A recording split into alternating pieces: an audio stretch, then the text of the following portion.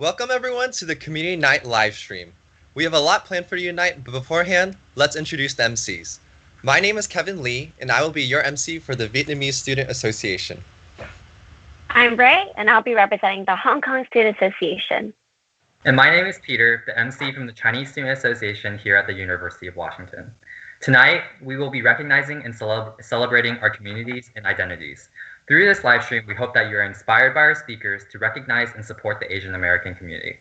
All proceeds tonight will be going towards the Seattle Chinatown International Preservation and Development Authority, or SCIDPDA, CIDBIA, and FLS's Small Business Relief Fund. You can donate anytime to this fundraiser during the event or after via the website streamlabs.com/CSAUW/tip using a credit or debit card. All donations are processed through PayPal. You can also Venmo CSAUW or PayPal us directly. Throughout tonight, we will give brief updates on fundraising progress and goals. Our starting goal will be $100, and each time our goal is hit, it'll increase. We want to thank American Campus and Bon-Ton Delivery for their generous support, which has allowed us to give back to our communities and support small businesses. American Campus offers student housing built from the ground up in new districts such as the 12 and Bridges. They're dedicated to giving students the resources and environments they need to succeed academically and personally at every price point. And if you want some delicious food to be delivered right at your doorstep of your new apartment, Bon-Ton is the food delivery service that allows you to get steaming hot Asian food anytime and anywhere. Craving handful noodles or some delicious dumplings? Download their online app, which is available on Google Play and the Apple App Store. As well, we have a very special surprise for all our viewers watching right now. We have teamed up with Asian Flush, a wild drinking card game made for Asian Americans that features 110 cards with unique rules to help you get your night started. We will be choosing one random donor at the end of the live stream to win their choice out of the Fire Chicken Noodle Expansion Pack, the ABC Pack, the Asian Parent Approved Expansion Pack, the Anime Pack, or the OG Pack. Thank you, Asian Flush, once again for your generous donation and support. Moving forward, our community has faced many challenges with the ongoing pandemic. Thus, we are fundraising for the Seattle Chinatown International District to help those in need during these unprecedented times. Again, we will be supporting organizations to raise a business relief fund during the COVID-19 pandemic. The fund will be distributed to local businesses in the International District that have been impacted. If you are able to, please donate anything you can. We welcome and appreciate any amount of generosity. Now, I would like to introduce our first speaker of the night. Soy Nguyen, or better known as FoodWithSoy, began her YouTube channel in November 2014. Since then, she has accumulated over 20,000 subscribers and continues to grow in viewership day by day. Her content ranges from mukbangs to cooking tutorials. She is also full of wisdom, oftentimes giving advice for her viewers. We stand a multi-talented queen. With that, it is my greatest pleasure to introduce FoodWithSoy.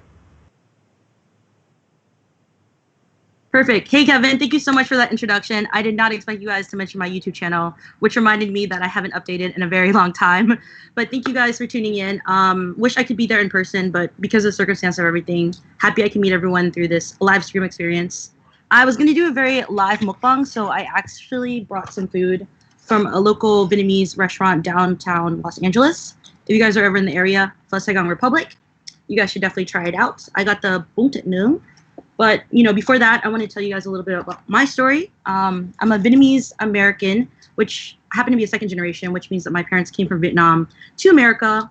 And of all places, they decided to end up in Florida, where there is, I guess, a lack of total representation. I grew up not knowing what Mexican food was until college. The first time ever was actually Chipotle. And in a sense, it's not really that authentic. But at that time, I was like, whoa, this is what a different type of culture is like. And I started exploring more of the food background there.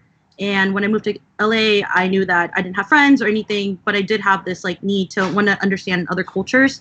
And I definitely chose, I guess, eating food, experiencing food, learning how to cook food, and educating people about food after I moved to Los Angeles. And I've learned so much about the community here and about how food really in itself is a good way to introduce yourself to different types of culture.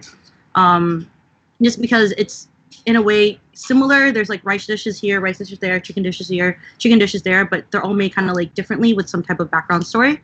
So a lot of my content now kind of focuses on like backstories of local businesses in LA and OC or wherever I go, and kind of like how their food was formed and all that good stuff. So yeah, that's a little bit about myself. And I don't know if you guys have any questions or how we should do this. It's a little bit different with a live stream. So.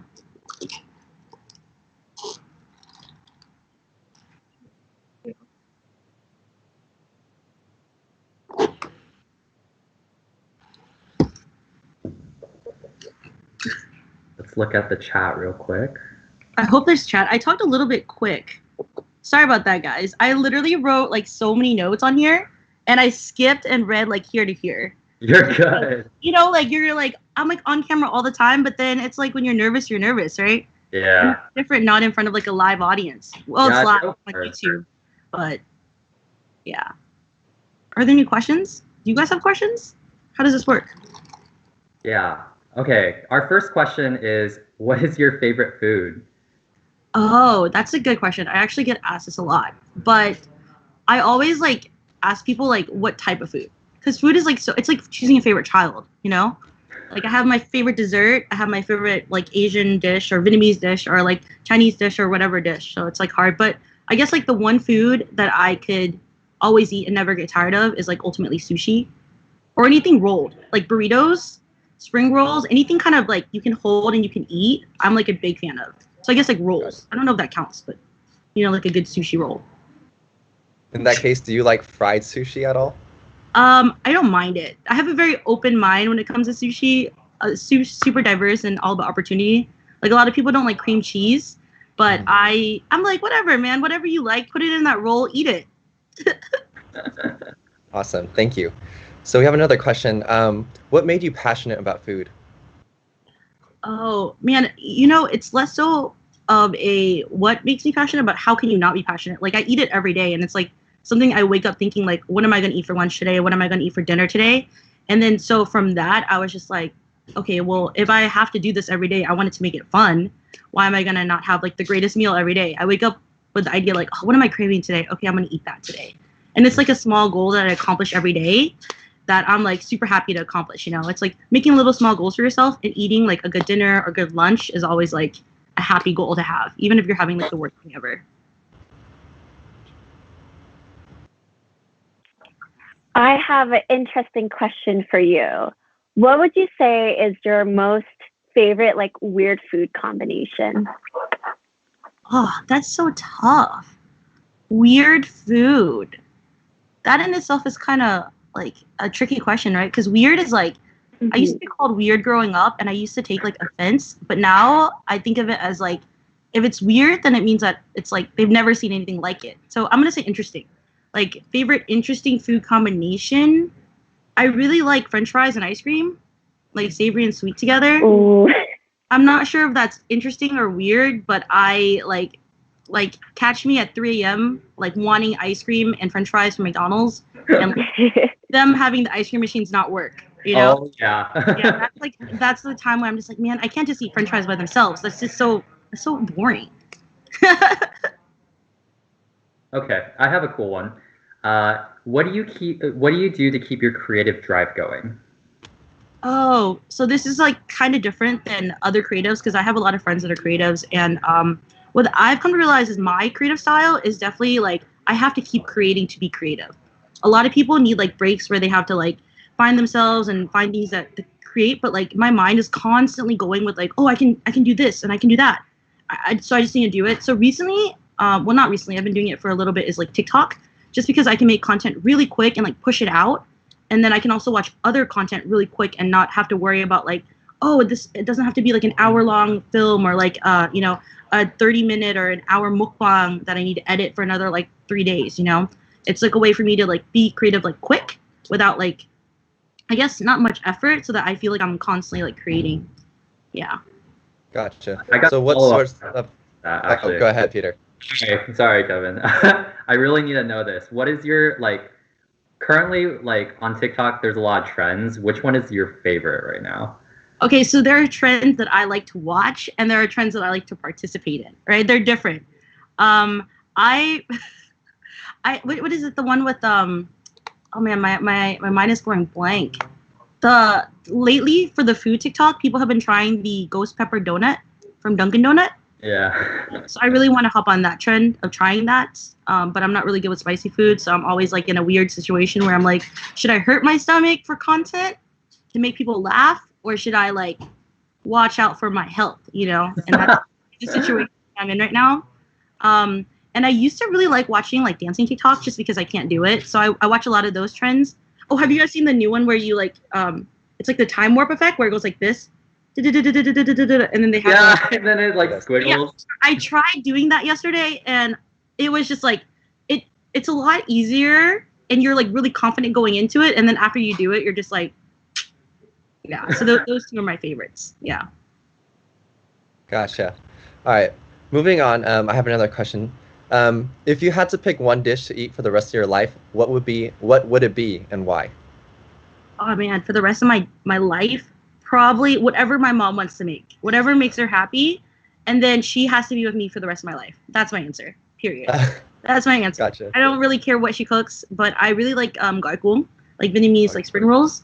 So then every time I go home, because my mom's in Florida and I visit her like once or twice a year, so not that often. So that's why I like want my mom to be alive like later so I can have her always. But she always like knows that my favorite dish is gỏi, and I come home and there's like giant trays of gỏi, and I'm literally like, Mom, I know it's my favorite food, but I don't have to eat it every day.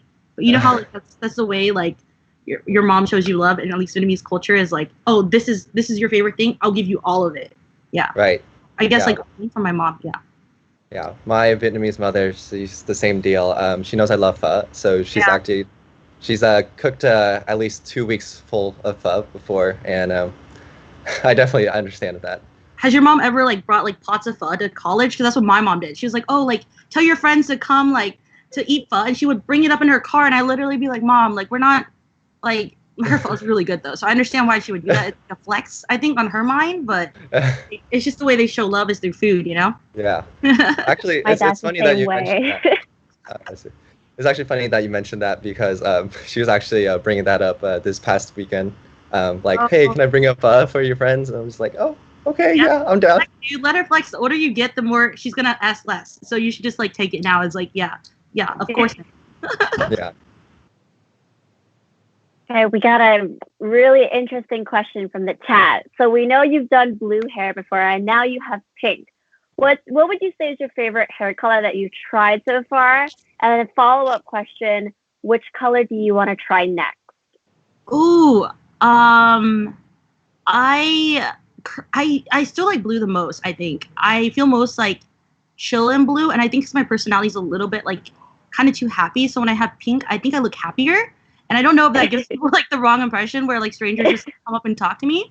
But sometimes like the pink hair lately has been a lot of like strangers in the elevators talking to me, and I'm just like, nice. But I think blue is my all-time favorite, and mostly because like I don't know why. It's not even my favorite color. But I'm actually trying to go towards the rainbow. So right now I'm at red, pink, and then I'm gonna try orange next, and then go all the way until like there's no more color, I guess. Oh gosh. Wow. I'm going to cut in real quick. I just checked our donation progress. So we've actually already hit goal. So our new goal is now $250. We've raised $150 so far.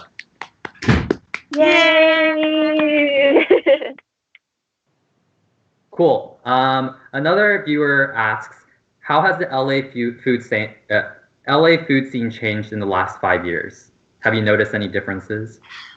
Oh my gosh, so many differences. Ever since I moved to LA, when I first moved here, like trendy food was really popular, like novelty things like hot Cheeto burritos and like unicorn cheese melts and, you know, all these like food items that look really colorful and bright and kind of like Instagram worthy. And a lot of like food porn. I don't know if I can say that live. It's not, but it was like really popular, like really cheesy, really like that type of grubby food. And now it's like kind of turned into more of like cultured food, like authentic things that you wouldn't be able to find anywhere else. And I think it's mostly because LA has a lot of diverse cultures here, and the food here is actually really excellent. Like Korean food here, I've been to Korea multiple times, and I dare to say that the Korean food in K-Town, LA is like almost as good as Korea, or like a lot of the chains from Korea come here anyways. So I think like more so than ever, especially now during like the pandemic, I've seen a lot of like mom and pop shops and like really local businesses get more exposure because people want to eat food that, you know, you can't get anywhere else that's not like super novelty based, but more on taste, I guess. So that's how I've seen the trend kind of move. And mostly because of my content, I like don't really focus, I don't really feature things on my page that I wouldn't eat on an everyday basis. Like I don't feature a lot of fried food because I'm not like the biggest fan of fried food. And the stuff I feature is usually like Asian food or like very home cooked type of food. So I'm very happy about that change because I'm kind of like, oh, my content finally fits in with this demographic of people, and I've been doing this for so long, and it's like what I really care about. And then as a follow-up then to like the food that you've tried in LA, what's the craziest thing you may have tried? Crazy as in expensive, or crazy as in like I've never had this before, or crazy as in up for interpretation? I think probably, I don't know, up to your interpretation. Wow, you're very unfortunate because my memory is really bad. So I'm trying to think of anything that really like made me like blow my mind. I mean, like I think of experiences, and one of like the coolest thing was this place called Howling Ray's. I don't know if you guys have heard of it, but it's like this Nashville hot chicken sandwich place in downtown, and it's really famous. But when I first moved to LA, I didn't even know what it was. And I was told, I was working with Thrillist at the time to do some content for them. And they're like, can you cover this fried chicken place? And like, I contacted them. They're like, yeah, of course, sure. And I came there, and there was a line before they even opened that was at least like an hour, 2 hours long. And I was just walking in there and like filming stuff and shooting stuff and meeting the head chef. And then it wasn't until like maybe like a month later when the videos came out that I was like, holy crap, this is like one of the biggest places to eat in LA. And I got to experience it firsthand without like any, like I didn't have to wait in line, you know? And then that to me was like a weird experience. Not really weird food, but it was, I mean, the first time I had hot chicken too. So they also have a Howling's chicken. It's made with like ghost pepper, scorpion pepper, Carolina Reaper. Oh my God. I tried eating that like one bite, and I have the video up on my Instagram, self-promote, if you guys want to check it out. And I literally couldn't walk. Like I was on the ground for 30 minutes just like trying to breathe. It is, you have to sign a waiver when you eat it. You have to wear gloves. It's like, if you like spicy food, you got to try it out because it's gnarly. Yeah. You usually eat spicy food? So I'm trying to build up my tolerance, and I yes, just to make myself feel like I fit in. But realistically, my stomach doesn't like it. Like it's not a fan. I've been trying to go there for years, but every time we stop by, the line is too insane. So man, next time, or the best time to go, they told me, is Wednesdays on 3 to 4 p.m. And right now they're doing Postmates, so I don't know if they Postmates to you right now, but if you're in the LA area, they are doing Postmates right now, so that's a yes. Gotcha. Thank you. So I have another question here. Earlier you mentioned how diverse LA is. So a viewer was wondering, what communities are you a part of, and how does that contribute to who you've become today? Interesting. What communities am I a part of? This sounds like more of like a college question, because when I was in college, I was really involved in like the Asian American, like VSU and COSU and like basically all the organizations. But when I moved to LA, I didn't really have a lot of friends from college move here, just because Florida people tended to stick there, you know, in Florida or Tampa or like Atlanta or something like that. But in terms of like Asian Americans that I know here, like I have met a little bit of everyone and know a little bit about each community. Like I've met the Wang Fu, you know, community, and then also like I'm friends with people in the beauty space and all that stuff. And it's actually pretty interesting because I was talking to my friends that aren't in the industry, but the Asian American influencer, YouTube, whatever industry is kind of small, and everyone's kind of like a community in itself here, and it's kind of cool. But we all support each other. Like I've gone to like screenings that Boko Mofo and Wang Fu have done, and like, you know, I've been to Michelle Phan's like game nights and like all my friends and stuff. So it's really supportive and cool community in LA. Speaking about communities, I guess we could consider a mukbang a community as well, especially on YouTube. For the viewers who don't exactly know what mukbang is or are unfamiliar with it, how would you describe like the community and what a mukbang is? Oh, sure. The mukbang community is basically, you know, like basically you're watching someone eat, and a lot of people watch it for different reasons. Either like they're dieting and it's like a way for them to watch someone eat something that they want to eat but they can't. There's also people that eat really fast. Those are like a different community in itself. And then also, like, I think the main reasons why I even started my mukbangs or why people watch my mukbangs is because sometimes you don't want to eat alone, and it's like a special category where you're basically watching someone eat as if you're like eating together with them. So that's basically what mukbang is, basically an eating show, you know? Okay, speaking of shows, do you watch any like food anime? Oh, you mean like Food War? Maybe. Okay, so this is a funny question. I tried watching it, but I think because I see food every day, it's a little bit, what's the word? Like they kind of sexualize it. So it makes it a little bit hard for me to watch it. Yeah, the first like couple episodes like was like a lot when I first watched it. I was like, whoa. So maybe I'll try watching it, but I'm not sure. Okay, so we brought up anime. Real quick, I want to plug, if you love food and you love anime, you should definitely watch a Shinkai film. So Shinkai directed Your Name.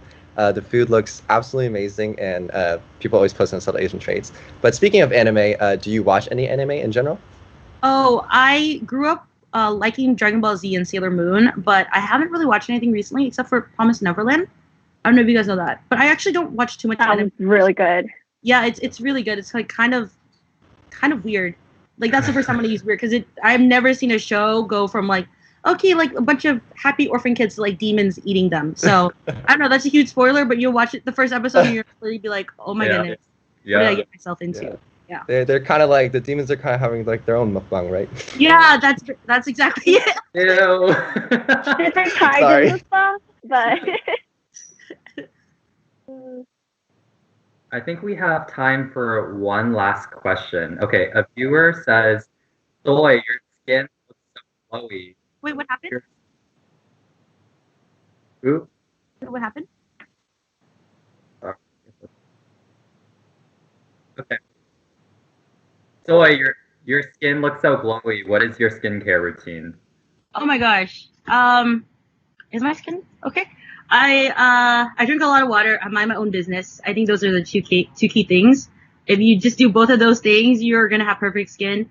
But I get this question a lot, and it's like kind of hard for me to answer because I feel like 90% of it's genetics. And when it comes to skincare and stuff, like I stop even complaining about pimples or anything just because I feel like it makes other people feel uncomfortable. Because there are a lot of people dealing with acne, and it's no one's fault, you know. And I think over time you start loving your skin for what it is, and things eventually get better. So I think that's important to keep in mind. But drinking water, I really don't use that much skincare anymore. Just a really clean cleanser. Watch Skincare by Hiram. He's pretty good at knowing his stuff, and that's basically it. Just simple stuff. Gotcha. All right. So that's all the time we have for questions. Thank you so much for Food with Soy for all your wonderful answers and for joining us. Personally, your experiences really resonated with me as a Vietnamese American, and I'm sure it wasn't the only one. Thank you guys. Thanks for sharing time with me. Thank you so much. Yeah. So, if you're just joining us now, we are accepting donations throughout the night to support the Chinatown International District of Seattle amongst the pandemic. Currently, we are at $260. If you are able to, please donate via the website, Venmo at CSA UW, or enter in the PayPal link below. We appreciate any amount of help. Earlier, I mentioned that the experiences Soy shared helped me as a Vietnamese American. I'd like to now introduce something else that helped me in that regard. Please give a warm welcome to my home RSO, BSA, for the first RSO segment.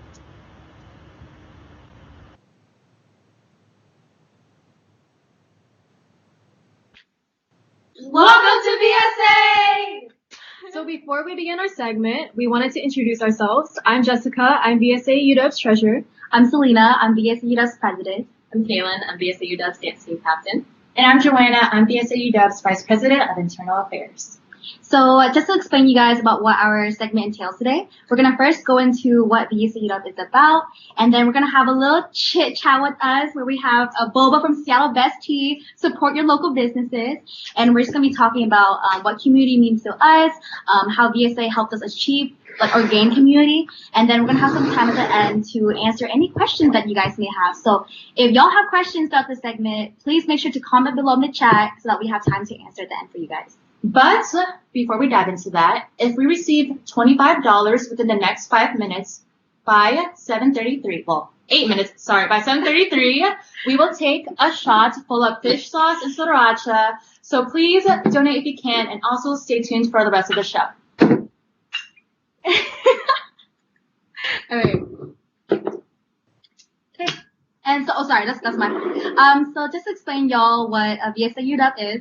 So we are a social, cultural, and civically engaged organization here at UW. What we really aim to do is to create this safe environment for college students to not only learn about our culture, but how to be more involved with the Vietnamese community in the greater Seattle. So in that sense, we also hope to create like a resourceful platform for people just to be more involved and support causes that means a lot to our community.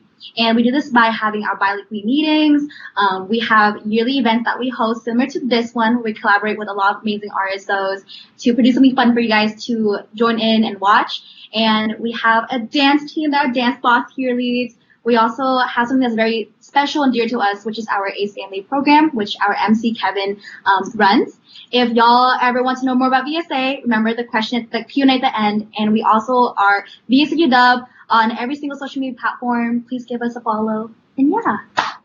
As Selena mentioned, VSA really focuses on community. And so today we wanted to talk about what community means to us. And so I'll start off.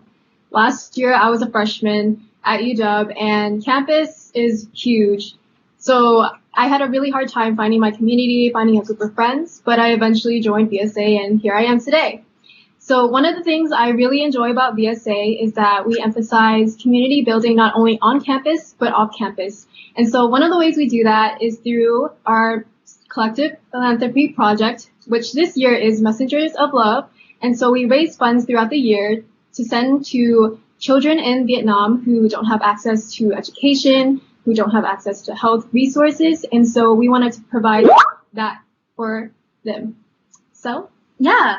So for me, community and community building means like finding a group of people that you share common characteristic with, people that vibe with you, people who can support and uplift you. That's what community means for me. So a little story time about how I got to be involved with VSA is, like many of y'all, I joined VSA, or no, like many of y'all, I came to UW being this lonesome freshman, and I spent a lot of time walking around UW by myself. So ever since high school, I've always heard about VSA, and I'm Vietnamese American. So I went to the first general meeting during my freshman year, and I just loved how welcoming it was. It was so fun to see people who, were really similar to me. And yeah, I joined to be their freshman intern, and since I am their president. So VSA has given me a lot of things. Like, it's given me a lot of amazing memories, gave me a lot of like life lessons, and then like causes that I can contribute to. Most importantly, I met a lot of people that have supported me throughout the way. I met friends that I'm really close to, my roommates, my neighbor. So one thing that I really encourage y'all to do is, if it's not VSA or whatever, just go out there and find a community for yourself that you can vibe with and can support you through this long college journey. It'll definitely make your journey so much more fun if you have people to love and validate you. Yep. Kaylin? Yeah, so like as Sel and Jessica said, UW is an enormous campus that's really easy to get lost in.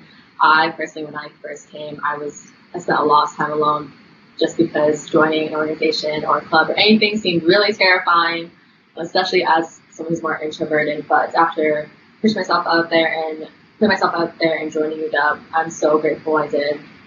I found that after these 4 years, I learned that even though VSA is a small organization within UW, even within our own organization, there's so many smaller communities you can join, such as the dance team that I lead and the program, Ace Family program that Kevin leads now.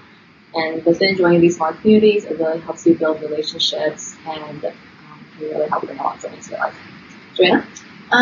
When I think about community building, I think more so of like being there for one another to empower, inspire, and unite our own communities. And back when I was a freshman 2 years ago, my advisor advised me to go find a community of my own. And when he told me that, I didn't really know what that meant exactly, what it entailed. I'm also the only one out of my friends to even go to UW, so that in itself was already really scary. And then like one day I just took a leap of faith and I went to my first VSA general meeting. That's where I met Selena, who's my roommate now. Yeah, like ever since then, it's literally been history. I've been on the team for about 2 years now. I'm now the vice president, and last year I was the event coordinator.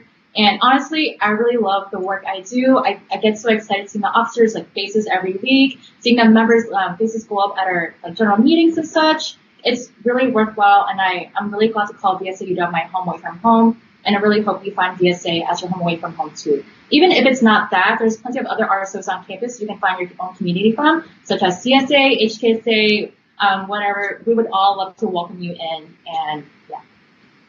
With that being said, before we move on to our Q&A session, we wanted to remind you guys to donate. If we hit $50 before 7:33, we'll take a shot of fish sauce and sriracha. All right. Okay, let's answer some questions real quick. Please keep the question rolling in. We only have one question right now. Oh wait, we do. Do you guys have any community service opportunities with elders? So yeah, like to answer that, we currently don't have any like any events that we've done with elders. That's something that we've been planning to do. We're definitely very active within like the Greater Seattle community, but also like in Oregon as well. So that is something that we're thinking about, but we haven't done it yet. Oh, we hit the goal? Oh, okay. Well, one more question before we drink the shot. Any more questions? Thank you for all the affirmations. DSA is 11 out of 10. Thank you, Alicia Chen. One question that we have is Helping Link sounds cool. I heard y'all do it. So Helping Link is one of the organizations that we're partners with. They host this yearly gala that celebrates the community members within the Vietnamese Seattle community. And yeah, we pretty much just help them with their gala and everything. And that's like another volunteer opportunities and volunteer service, something that VSA UW really highlights. So that's definitely one thing that we do. All right, so it's time to tap in, boys. Let's drink. Let's take a shot. Here we go. All right. So before we take this shot, we just want to say thank you so much to all of you who donated, that we met our goal. Definitely means a lot to us who organized the event, means a lot to the organizers of the funds, and also the people who the funds help. This one is for you. 1, 2, 3, go! Oh, Oh my god. Okay, guys. That concludes our segment. Thanks so much for tuning in and watching and donating. We really appreciate it. Stay tuned for our other RSO influencers. They have a lot of cool stuff coming on. Thanks so much. Have a good night. Thank you so much, y'all. Thanks, guys. Have a good night. Thank you. Thank you so much, VSA. That looked a little painful. We now have a special message from one of our sponsors. American Campus offers student housing built from the ground up in the U District, such as the 12 in Bridges. They are dedicated to giving students the resources and environment they need to succeed academically and personally at every price point. Please enjoy this short video. Discover a new tradition at 12 at U District. Modern apartments, stay-fit amenities, an academically oriented environment in the location you want. Bridges is located just steps away from UW's campus. Plus, experience easy access to public transportation in places such as Trader Joe's, H Mart, and the University Village Shopping Center. Hub U District is how you want to live. Walk to class convenience, stay fit amenities, tools that help you make the grade, and community events that keep you connected all make Hub U District the premier student housing choice at the University of Washington.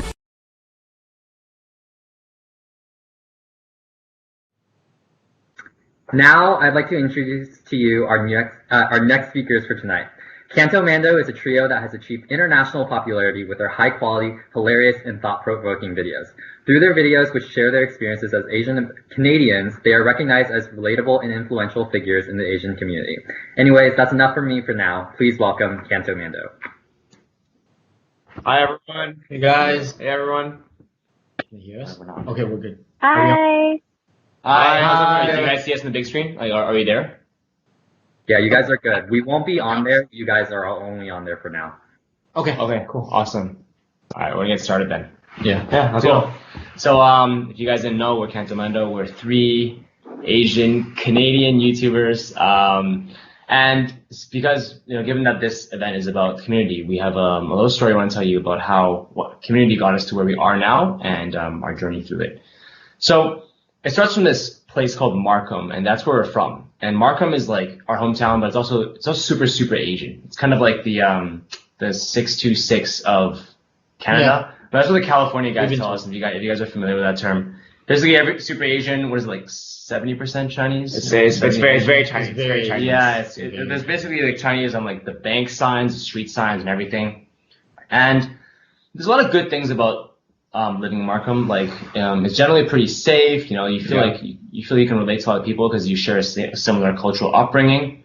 What else is there? You don't really face racism that much. It's generally pretty chill. But with every like largely homogenous population, you have like some dark sides to it. And with Markham, that you didn't get exposed to different like perspectives. Everyone just thought exactly the same. So there was nowhere that was more like visible than in high school. So when we got to high school, it was like 90% Asian now, right? So everyone's Asian. And high school is a time where you kind of like get to know different people that have different perspectives. You decide what you're going to do in life. You're exposed to a lot of different things. But that wasn't the case here. Everyone already knew exactly what they wanted to do by the time they entered our high school in grade 9. Like, what were you up to? Like, from elementary school, it was like, yo, you're going to become an engineer. Yeah. You do math class. Exactly. From when I was a kid. And like you'd be choosing math courses and architecture. Yeah. And my journey was in commerce. So my mom was like, all right, you got to be a Wall Street banker. I'm like, okay, sure. So I'm going to high school and I choose all these like businessy courses, and you would see like the accounting class be like 150% full. Like I remember there were times that I had to stand because there are no more desks, no more chairs, because that's just how many people wanted to go to business. And courses like drama would be like half empty, gym half empty. We didn't have a football team. There were years we didn't have a basketball team. I think it was like until like the third year that we had a soccer team. It was just, you could clearly see where the priorities were. They were very academically focused, and there wasn't much room to explore different things. And that was the same for the people there. It was like, because the community was so focused in this way, the second you thought you're like, okay, I want to do something else, you kind of feel like, oh, maybe I shouldn't because I don't fit in, Yeah. You're a high school kid, you're very like self-conscious about these kind of things. You're not confident enough, and you're like, oh, I just want to fit in.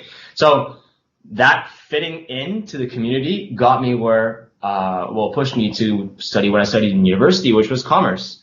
And Mike was urban planning, and Sheldon, it was your dream to study engineering, right? And so it was funny because when I got into university, I'm pretty sure a lot of you relate to this, but I started off really excited. I was like, I got into my great grades. I got into one of the best engineering schools at the time. And I was like, yo, you know what? I'm gonna become the coolest engineer ever. Yeah. And it was everything I'd worked for as a kid. Everything my mom, my family, my community was just like pushing engineering on me all the time. I got in. And I did everything right. And I remember the first class I had, I freaking fell asleep. And it wasn't just the first class, it was literally almost every class. And I quickly realized that this path that I kind of got pushed into, I hated it. And there's a funny thing about hating your program, which is that when you hate your program, it's weird because you pay for it, you have to study for it, and it's probably gonna like define the rest of your life ultimately at the time that you think that. But it's so taboo and it's so wrong in the community, at least, to try and change your program or quit. And so I was like, you know what? I can't possibly quit engineering. I have to go through it. with it. And it felt strange. I was like, is this really the path for me? After all that work, I'm something that I really hate. Yeah. And so eventually, around third year or so, I was like, I reached a breaking point. I was like, yo, I've had enough of this. I cannot study this anymore. And so I did everything in my power to try and do something else. So I did like 9 internships, and I did them all in like different fields. I was like, I'm gonna try business. I'm gonna try every single STEM business job imaginable. I was a data scientist for a bit. I did engineering for a bit. And despite trying everything, I hated all of them. So I was really stressed out. And everything changed one summer. I was doing an internship, and I was watching YouTube, and I saw like a Wong Fu video, and I was like, oh, what a great life these people have. They just make videos all the time. Wow. I was like, what a great life. So easy, right? And then I thought, wait, why can't that be me? I was like, why don't I try this? And at the time I was learning Mandarin, and so I was like, you know what? I can barely speak the language, but I'm gonna try and make educational Chinese videos. And without anyone to follow, without any kind of background to go on, I just went into it. And things didn't really go well. It was really hard. But I figured out that I kind of like making videos, and so I stuck with it. I kept doing it, and eventually, I kind of got into comedy, and things started doing well. And then suddenly, these guys wanted to join along. They joined the team. And he needed us to join along. Yeah, I needed them to join along. Yeah, carried the team. But we started doing more CantoMando, and it was really fun. And to be honest, at that point, we were all like super invested in working together on the channel. We didn't really think too much about it. It was, we were going through school, trying to get our degrees at the same time, working at this like what our parents would call a hobby, on the side. But I think the turning point was definitely post-grad. So when you're graduating, when you're in fourth year, and then you're like trying to line up jobs. I mean, you were working, where were you working? I was at Shopify. And then you were... I was in a pharmaceutical company doing some business stuff. Yeah, so we all had our jobs lined up, and I was doing consulting. And they seemed pretty prestigious jobs. Our parents were very proud. We had a 9-to-5 lined up right after university, and we were very happy for ourselves as well. But the question is, like, were we truly really happy deep down? I remember after we started working, we were trying to keep the channel afloat as well. And I just remember like getting off work at around 5 o'clock, eating to 6, 7, and then coming to my basement and just grinding it out. Like 2 a.m. Till 2 a.m. sometimes, and just working. And our weekends were sacrificed. We stopped hanging out with our friends as much because this is something that we kind of, we just really enjoy doing, and people were laughing, right? And it felt very good. So we did that for a while, and of course, like anything else, we started burning out, and we burned out really, really bad. So at that point, I just remember Edward coming home one day, and now, just to give a bit of context, we decided to move in together so we can maximize our efficiency. So Edward came home one day, he was like, yo, I don't think we can continue doing this. I'm half-assing my job, I'm half-assing, the videos. What do you want to do? And then we all looked at each other and we're like, yo, what if we just quit? And it was a very scary moment because we talked about it in the past, but we never set a date on it. And this was like sometime February. Yeah. And then we were like, you know what? Let's just quit April. Yeah. So that's exactly what we did. We quit our jobs April, and then we did made the biggest Asian sin, which is we told our parents after we quit our jobs, not before. And of course, they did not take that really well. But just when we thought that quitting our jobs would solve all the problems, it actually really didn't. It introduced a new set of problems. So like, although we had all the time in the world now to pursue what we wanted, we still felt very lost. And although we had each other, we still felt very alone. So our parents were like on the phone constantly calling us saying, oh, are you sure you made the right choice? Which ultimately led us to doubt if we made the right choice. And also at social gatherings, our friends would be talking about all their promotions and, how their career is so stable and how they go on vacation this week. And we're like, yo, we know how to use the camera. Like we just couldn't relate on the same points. And honestly, that made us feel very, very left out. I mean, it's funny because like you would think we're from the same community, but in this case we weren't. Yeah, we were absolutely on different pages, and almost made us feel like outsiders to our own friends. Yeah. But that all changed. So last year around May or so, after this time when we were stressed out, we were overworked, we were kind of feeling just depressed because we just didn't really know what we were doing, an event happened. And it was this really big basketball game where they invited a bunch of creators over from LA, from around different parts of the States, and they had it in Toronto. And so I invited a lot of different YouTubers and people you may be familiar with, just Wong Fu, JK, Simu, Jason Chen. They all came over. And first off, it was really fun. But second off, and what was really important was, this is our first time really meeting a bunch of other people in the community, a bunch of other people doing something similar to what we were doing. Right. And it was funny because we had all these worries beforehand and we talked to them about it. The first time ever kind of opening to someone about it. And literally right away, I remember Phil, who was like, dude, you're fine. We've been through this. Like, all of them are just like, yo, you guys are fine. Don't worry. We've been through this exact same thing. You guys are going to be okay. And literally that one weekend of just having that comfort, guidance, and advice from people who, you know, are in a similar community to us, do something similar to us, really honestly gave us a lot of inspiration, made us feel insecure and more confident about our choice. And in a nutshell, that was what community was for us. I mean, we were missing it before, and then we found it, and what it gave us was we no longer felt like we were alone, and we also felt like we were part of something bigger, and that these guys could have our back when we needed it the most, you know? And on the flip side, not having a community, as we know from experience, and I'm sure a lot of you guys might as well, it's a very scary thing, you know, the loneliness, fear, not sure what to do, no one can relate to your problems. And right now, there's a lot of people out there that are going through that, you know? They might not have the same supportive community that you guys might have at UW or We Discovered with the Asian YouTube crowd. And given all the events of this year, like, their hardships are especially worse. They're more severe. So if you can, definitely find it in you to donate to this fundraiser. The purpose of this event, you know, is going towards a great cause, which is supporting businesses in the international district. So let's show these struggling people that they're not alone and that they belong to the community as well. And now we're open for questions. Yeah. Q&A time. Yeah.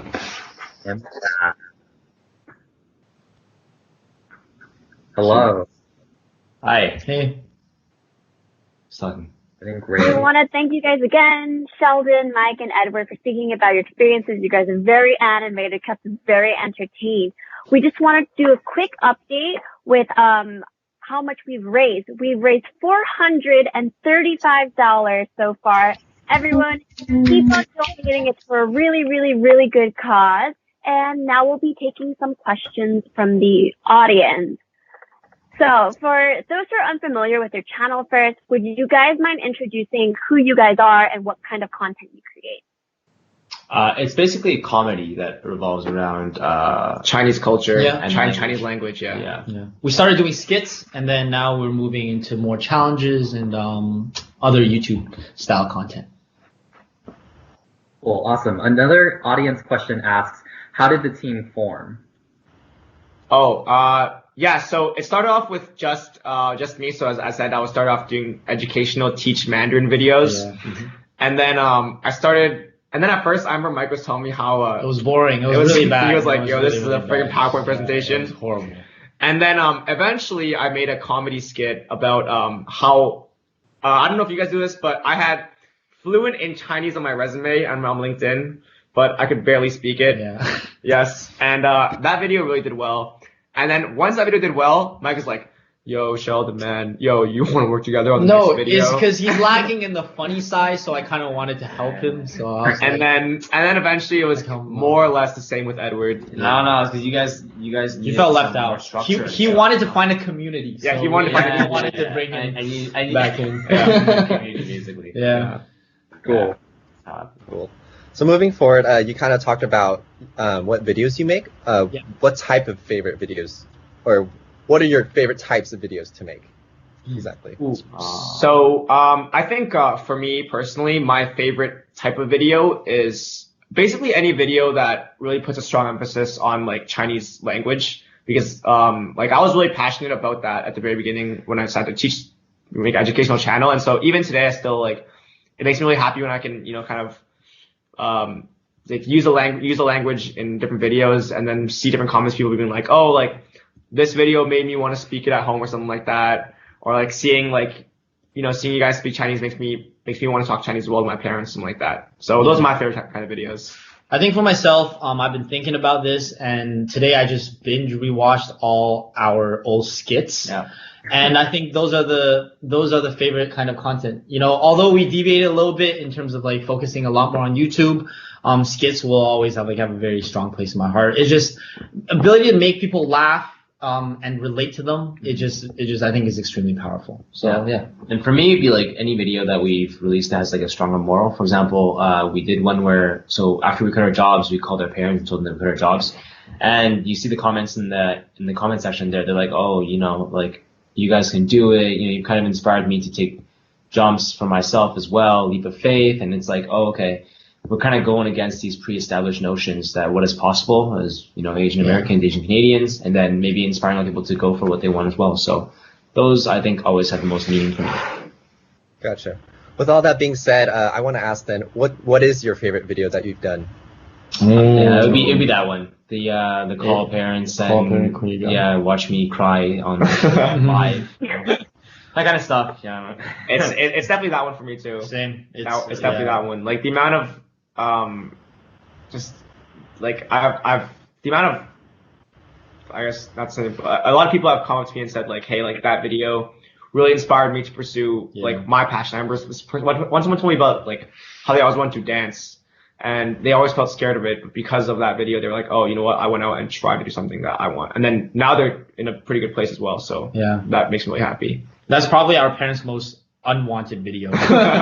So, but yeah, that was definitely the video for myself as well. I remember when you guys first started out, I was watching some of your videos and it was so relatable because Cantonese, not a lot of people speak it. So I felt super represented by it, you know, growing up, especially in a predominantly Mandarin area. So very relatable for me. Now, question, did Mike improve his Cantonese, would you say?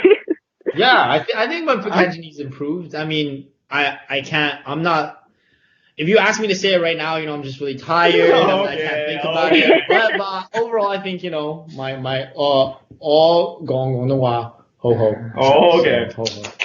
Oh, wow, very good. Yeah, we're pretty proud of them here. Yeah. Okay. What is your favorite phrase? What is your favorite phrase in Cantonese to say then, Mike? Sick fun.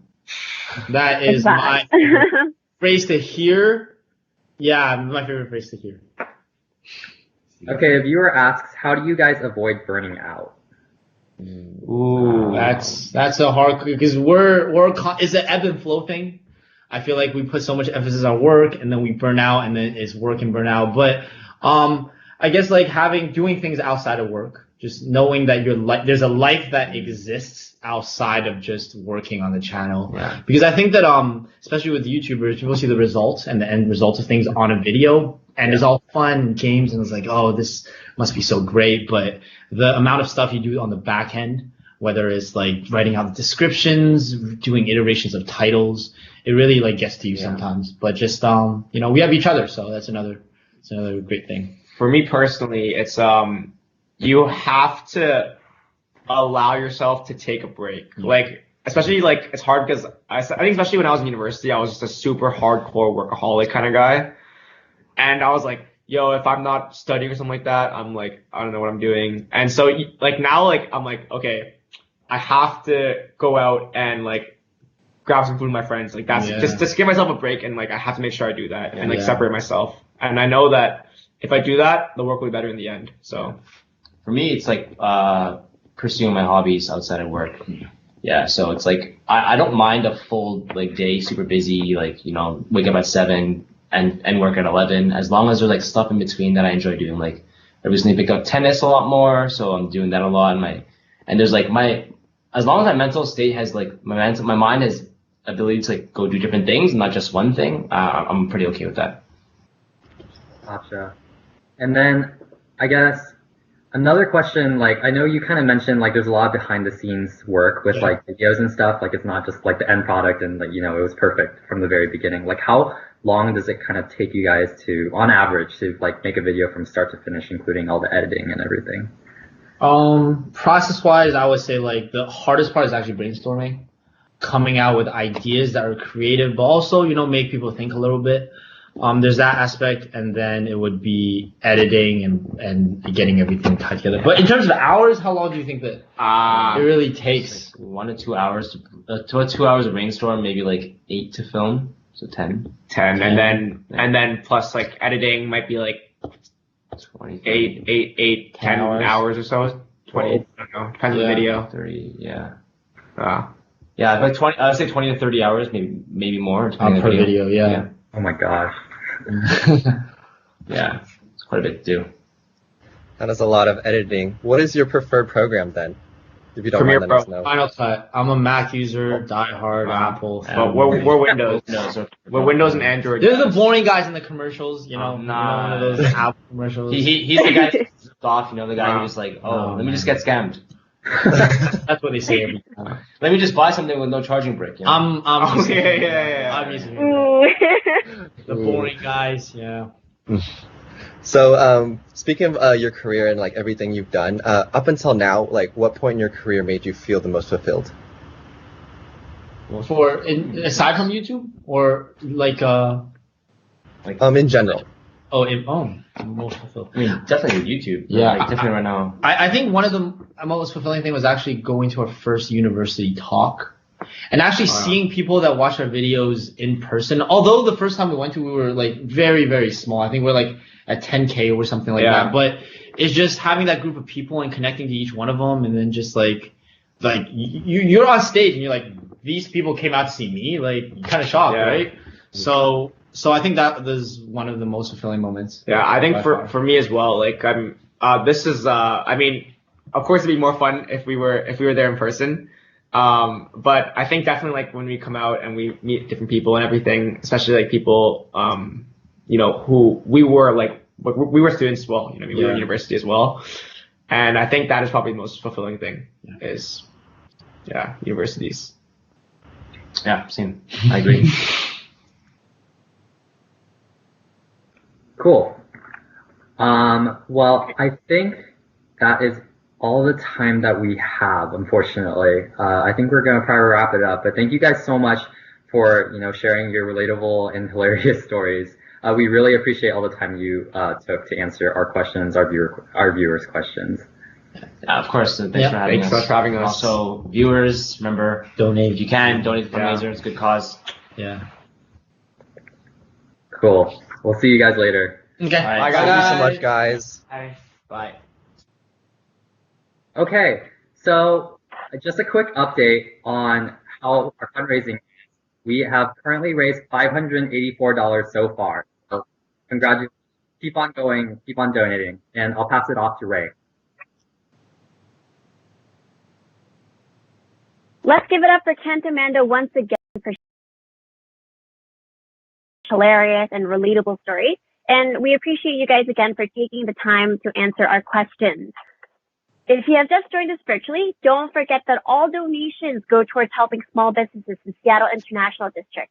We'll be accepting donations through our website, paypal.me/CSAUW, or we have Venmo as well at CSAUW. Speaking about International District, did you guys know that there's amazing dim sum restaurants that are all over, which serve a large range of delectable small dishes, from shrimp dumplings to rice rolls to baked barbecue buns? To be honest, I'm actually getting really, really hungry just thinking about it. And to make your experience when enjoying dim sum as authentic as possible, Hong Kong Student Association will be teaching you guys how to order dim sum in Cantonese.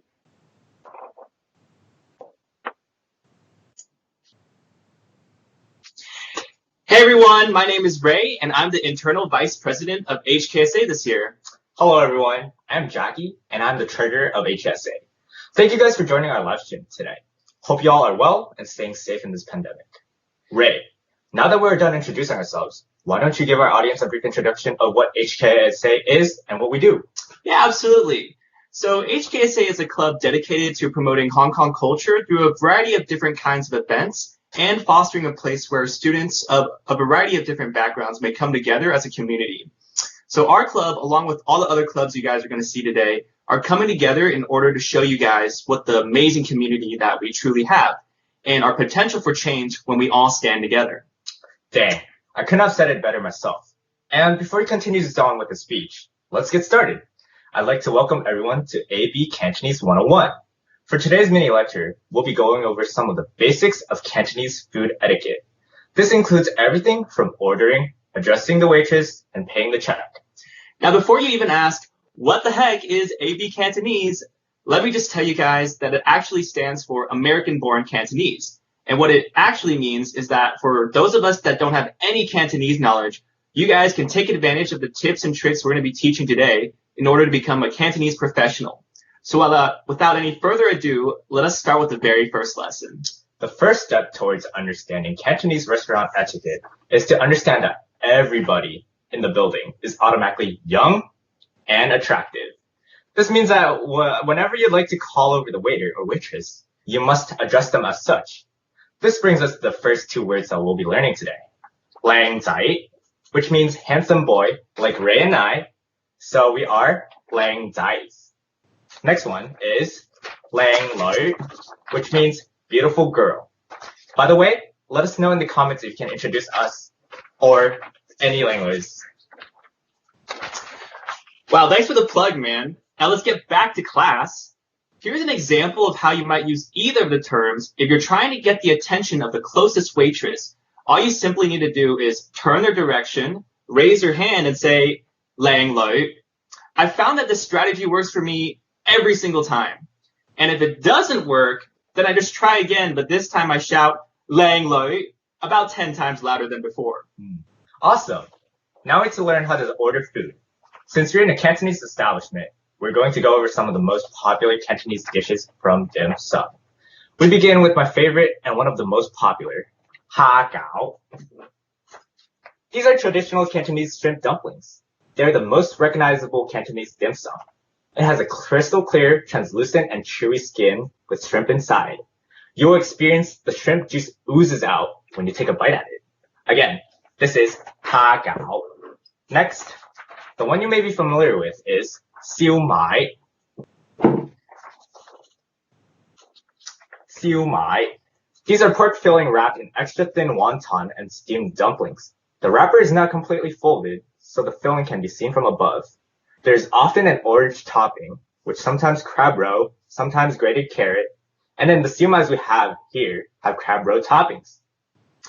Now these two dishes are so synonymous with Cantonese dim sum that I actually recommend you guys order these two, even if you dislike it, just so you can keep up the appearance of an expertly educated and well-mannered Cantonese person.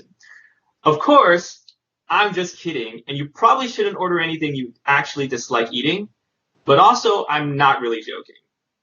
Oh, before you even order, you might be prompted to get something to drink. Traditionally, tea is the drink of choice for most dim sum restaurants. In fact, sometimes they just give you tea without even asking. But if you're more like me, you probably want to ask for a glass of water. So how do we do that, Ray?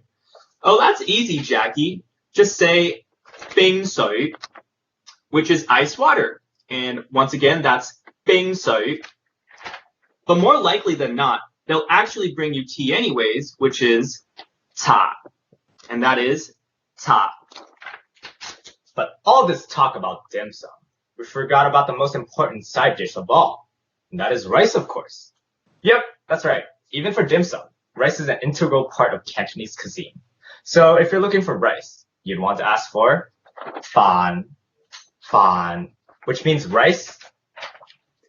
Rice, Jackie. That's all you ever seem to want to eat. Isn't there something else that we might want to try?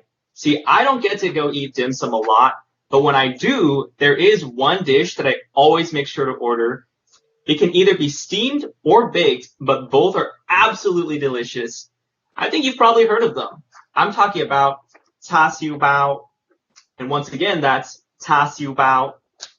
So these are barbecue pork buns, and they have amazingly special barbecue sauce directly in the center. And outside is an amazingly soft and still firm bread that's coated with a honey glaze. So you see the ones I have here right now are actually of the baked variety. But the steamed ones are also great. And you'll know they're different because those ones are white and the bread is even softer. Speaking of bao, there's actually another one I'd like to argue that is even more famous than the ta siu bao. You can find it readily available from bakeries and at other Cantonese establishments. I am talking about pineapple buns, of course. And in Cantonese, they are bo lo bao. Again, bo lo bao. They're actually kind of similar to the ta siu bao that you mentioned earlier. Generally, there's no filling, but sometimes you might find that they have the same barbecue pork fillings as ta siu bao. It's soft on the inside, but there's a crispy layer on right on the top. Oh, but speaking of layers, there's actually something else I had in mind with a layer of sorts. I guess you probably refer to it more of a sort of wrap if we're being technical, but this one's another classic. it's lo mai gai. Again, that's lo mai gai. So this is actually a kind of ball of sticky rice that's been wrapped with lotus leaves and steamed. And inside of the rice ball, you guys will find that there's actually some chicken. There's actually a lot of flavor, and it's definitely a must try for me. Damn. All right. I have to say, that does look absolutely delicious. But I have a question. You can't possibly show us all the food that Cantonese cuisine has to offer. So how might I ask for something that you can't teach me in a short amount of time today? You know, Jackie, I'm glad you asked. The secret to ordering anything and everything in Cantonese actually lies with just one word. So you don't need to. So if you don't remember anything from this lecture today, make sure you remember this one word. Now, if you're ready, it's legal. Wait, what the heck did you just say? Legal. It actually sort of means this one or that in Cantonese. So all you really have to do is point your finger at whatever looks delicious, whether it be at the menu or the dim sum cart, and you just say, legal. It's kind of a cheat, but it works every single time. I see. All right, it's my turn to teach you something then. Once you have eaten your fair share of dim sum and are satisfied by the amount, you should learn how to pay. This time, you should politely ask the waiter or waitress to mai dan. Once again, mai dan, which means to get the check or pay for the check. All right, everybody, and that's a wrap for today's lesson. We hope we have taught you guys enough to survive out in the wild, wild Cantonese dim sum restaurants. If any of the food looks appetizing to you, then please, we encourage you guys to donate. We actually bought all of our food today from Seattle's International District, and we'd love to support them, and we'd love you guys to support them in this time of crisis as well. And if you guys enjoyed our Canto class, please be sure to check out our Instagram at HKSA UW and our Facebook page, HKSA at UW, for any more upcoming remote events. Yeah, anyone is welcome to join, and that is all we have for you today. Please continue to stay safe and well in quarantine, and don't forget to donate throughout the live stream. All right, see you guys. Bye.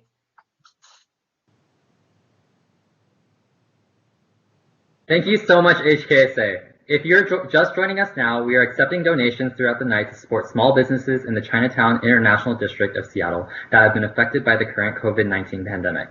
All donations go directly to the Small Business Relief Fund. We have currently raised $614 so far, so let's hit that goal of $1,000 before this segment ends.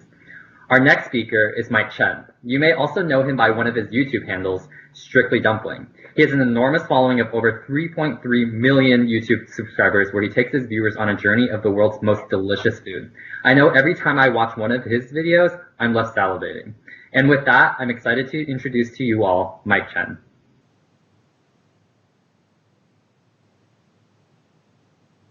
Hello. Am I on here? Everybody hear me okay? Yeah, we hear. Yeah? Cool. All right, cool. Thanks for having me, first of all. I'm happy to hear what you guys are doing for the international community. I just left from that area, so I can attest to how many great things there is to eat over there and really great supermarkets and good bubble tea places as well. So I guess today's topic is about community. I think for me, it has a pretty unique meaning because I grew up in the Midwest, so I don't know how many people can actually relate to this, but I grew up in a very predominantly not Asian area of the country. So when I first came to the U.S., it was Knoxville, Tennessee. And that explains my love of country music, because if you're in Tennessee, you don't love country music, bad things happen to you. But luckily I do. I love country music. I grew up there. And I remember first coming to the U.S. and coming to the States. And I remember my first day, and it was a huge culture shock for me, my first day, because I came in obviously from China, where we don't drink a lot of milk. But my first day, I got there and my teachers took me to the cafeteria and they put a box of Cheerios and a carton of milk in front of me. And I had no idea what to do with that. So they poured the milk onto the Cheerios and they're like, go ahead and eat this. And in my mind, I was just thinking like, I don't think this is edible. And also like in China, when we had to eat milk or drink milk, our parents would always warm it up and put sugar into it. So that's what I was used to. So I'm there, I'm eating my Cheerios and milk, and I'm suffering, but I also feared the teachers, so I just do whatever they say. And sorry, my lunch is being delivered. I'm in a hotel quarantine right now. And I remember also showing up my first day, and this is pretty embarrassing, but back in the day in China, a lot of the kids wore pants without any zippers. Like, so where the zipper would be today, it would just be like a slot, you know, for access. So that's what I wore for my first day of school. And also in my pencil box, I didn't have a pencil sharpener. I had a knife. I had a pencil knife, we called it. So my first day, I show up in these kind of weird pants. I eat this strange food that I never had before, and I pull out a knife. So needless to say, I was called out and I had to go to the principal's office, and they had to explain to me why these things were not appropriate. I'm telling that story because it was the first cultural shock of my life, and there's bound to be many, many more. And of course, going to school in the U.S., I remember my parents came into the school and they had to talk with my second grade teacher, Miss Lei, and they were asking her, should I get an English name? And my name in Chinese is called Xing Xing, and of course, no one can pronounce that. So every single time for the next 10 years of my school life, academic career, every single roll attendance, every single roll call, every single time someone tried to pronounce my name was written on paper, I basically had an anxiety attack because I didn't want to stand out. I was really introverted. I didn't want people looking in my direction, especially when it's something kind of embarrassing, especially when teachers they really actually try to pronounce your name. And every single time it would just be Chase Anderson, Ty Carlson, Chen, Zing. And then when I try to correct them, I'm like, oh no, it's just Xing. The X is SH. Somehow it didn't work. It made it worse. Like Xing? No, Xing. Xing? No, yeah, sure. My name is Xing. Just, you know, that's fine. That's what you can call me. And it didn't really help matters when across the country, crossing signs started appearing everywhere. There was a specific year where crossing signs appeared across America. And then my name came from Zing to crossing Chen. So a lot of these kind of seemingly trivial things that happened, but it also really resonated within me.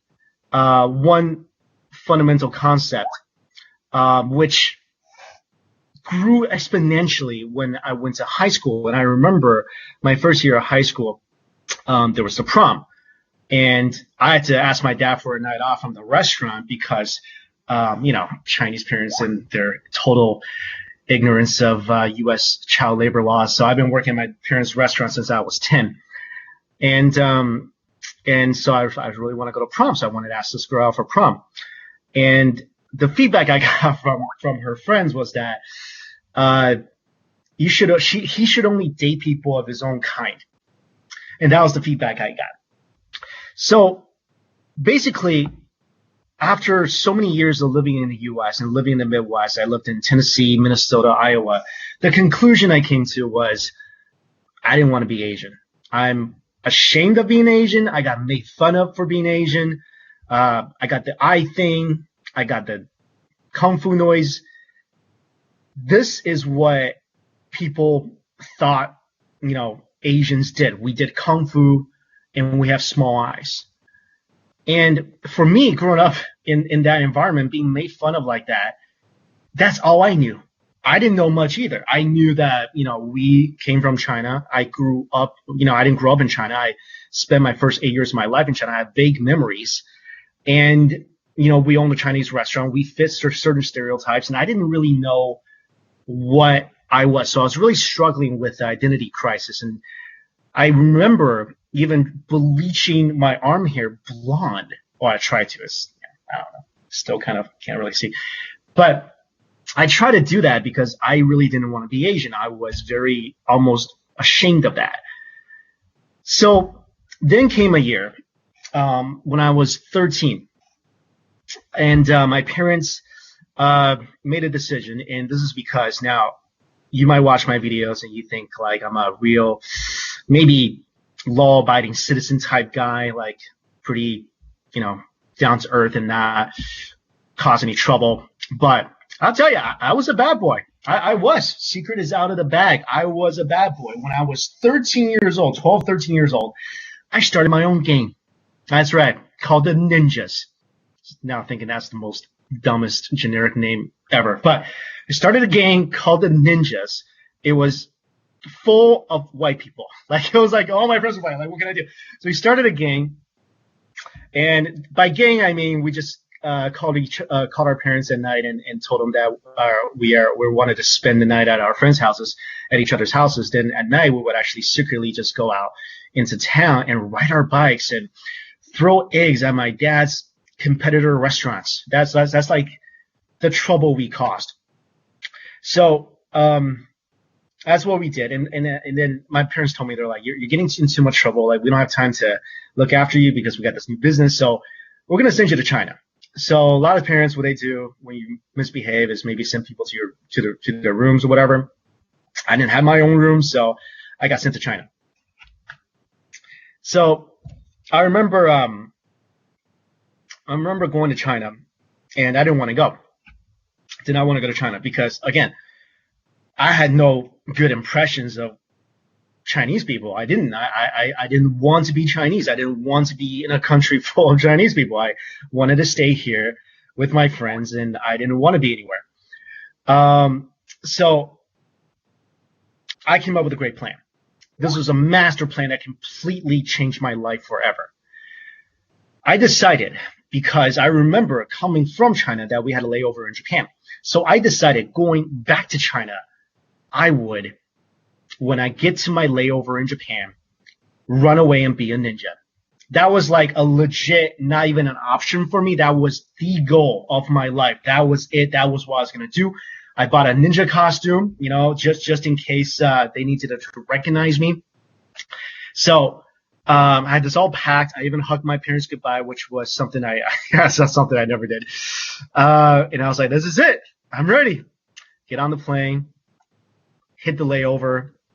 The layover was in Shanghai. Anyway, so that prevented me from a career of assassinations and stuff and living in the shadows. So get to China. And I remember the first impression I had of China was it's really dark at night. And I was in Beijing, and I remember we went to a restaurant, and after we ate, I wanted to wash my hands, and I saw these barrels of soap water.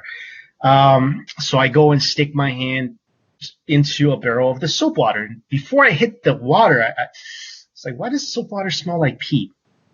Yeah, there were barrels of pee. Like there's no soap water. It was just barrels of pee. And there was just holes in the ground in the bathroom. And that was my first impression of China. So I feel like this is not going to work. This is really not what I thought it was going to be like. I mean, it was sort of what I thought it was going to be like. I thought it was going to be poor. I thought it was going to be not modern. It was going to be kind of old school, and it was. And then I went to school, and I didn't get to go to any international high school or anything. I went to like a legit local high school, and we had our classes. I couldn't understand anything. All the teachers had accents. People's nickname for me when I went to school in China was Lao Wai, foreigner. And I remember like people coming up to me and just asking for money because they assume I have money. I'm from America, where else they're going to beat me up. And I actually had to negotiate for my life with a female gang leader that was in my school. Like, this is all crazy, insane, comic booky stuff, but it actually happened. I lived in a place where I had there was no heat. I lived with my aunt. There's no heat. There's no hot water. There's no air conditioning. In the winter, it's northern China, so it's freezing. So I went to bed with my overcoat on just so I didn't have to get dressed in the morning. And it was pretty tough. It was a pretty tough situation. But I remember coming back when I was ready to come back to the U.S. Well, the 2 years is up. My parents were like, all right, you excited to come back? And my answer was, I don't want to come back. I want to stay. And I feel like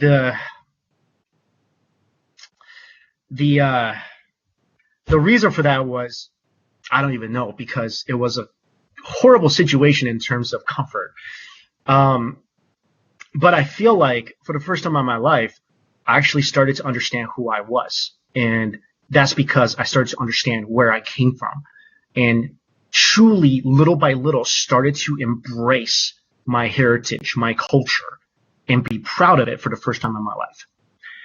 And came back to the U.S. And had to go through another kind of a transition of life back into the U.S. And I remember like, if people watch my videos now, they all think like I love food and I've always had really exotic foods maybe, or different types of foods around the world. That wasn't the case. The number one food I wanted to eat in college, and we used to drive 90 minutes to eat this food, was the one and only Olive Garden. That was like my dream restaurant when I was in college. I just wanted to go eat at the Olive Garden like all the time. That was, I mean, I wanted to go back and just punch myself in the stomach, because Olive Garden, that was like, I drove an hour and a half to eat at the Olive Garden, and that was like the ultimate trip for me. I would even have like a great hack for the Olive Garden. Just order, because I was poor back then, a college kid. Order an entree. You get all your friends to order massive amounts of breadsticks and salads and soup, and then just chow down on that. And then keep ordering big baskets of breadsticks until the server gets so annoyed they just bring you massive tons of breadsticks, just leave it at your table. And then you say, I like to pack my entree up along with these breadsticks and salad, so then you have enough food for the next couple of days.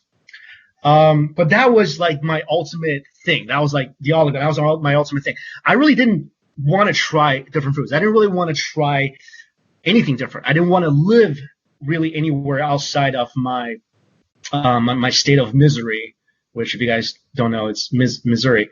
That's where I went to school. I didn't want to live anywhere else. I wanted to just stay in my little comfort bubble. And I kind of forgot what I experienced in China after I came back. And I just kind of really just wanted to stay there and just stay with my little group, and that was it. And then finally, after graduation, my parents told me, do you want to go to New York? Because at that time, I was doing a lot of human rights work for advocating for people who are persecuted for their religious and personal and political beliefs in China. So they were doing a lot of this kind of similar stuff in New York. So I went to New York, and that was a big change for me. And I remember like before going to New York, just having in my head just what New York would be, which was violence and drugs and dirty garbage everywhere, which is not too far from the truth. It's much safer than what I thought, but it's pretty dirty. So when I got to New York, I got to this nonprofit. I'm doing work with this nonprofit, and the first assignment I get, they asked me, they're like, "Do you have a U.S. passport?" I said, "Yeah." They're like, "Okay, we're sending you to South Africa." And I'm like, "Excuse me?" Like, "Yeah, you're going to South Africa." I'm like, "When?" They're like, "Tomorrow. You're going to South Africa tomorrow." So I'm like, okay, all right. So, and before going to South Africa, I remember again thinking in my head like what South Africa would be, and it was just something I didn't really expect what it was going to be. So, okay, so my time's almost up. Let me cut to the chase. Love South Africa. One of the best places I've ever been in my life. Beautiful place. Wonderful people. The point I'm trying to make with these three examples, these stories of my moves and experiencing different cultures, is that before we really go to anywhere new, where we encounter anywhere new, where we encounter new people, or experience new environments, all of us, I feel like at least 99% of us, will have a notion of what that is before we encounter it. We'll have 100% an idea of what we think that place, that person, that culture, that ethnicity, that group of people, what they are before we actually encounter and experience it for ourselves, because we might have heard something on the news or saw it on TV shows or movies or whatever. But when we truly experience something different and truly engage with this culture, these people, this group, this ethnicity, whatever it may be, we find something completely different. And I feel like that's the key to community is if we just keep ourselves locked up in this little box and we don't want to step out of our comfort zone, there's forever going to be people that don't understand different cultures because they don't try to, they don't want to. But in actuality, that culture is magnificently beautiful. And that's the way I feel about being Asian right now. I used to be someone who was ashamed to be Asian, but now I feel like my ethnicity, where I came from, is what I am. It's who I am. And if I can't learn to love that, if I can't learn to embrace that, then whatever I'm looking for in my life right now, whatever I think can fill that void, whoever I think I can find to love me, they're never really going to love me truly because I don't even know who I am. And I don't even appreciate and love myself for who I am. Anyway, that's my long ass spew of culture, but let's go to the Q&A.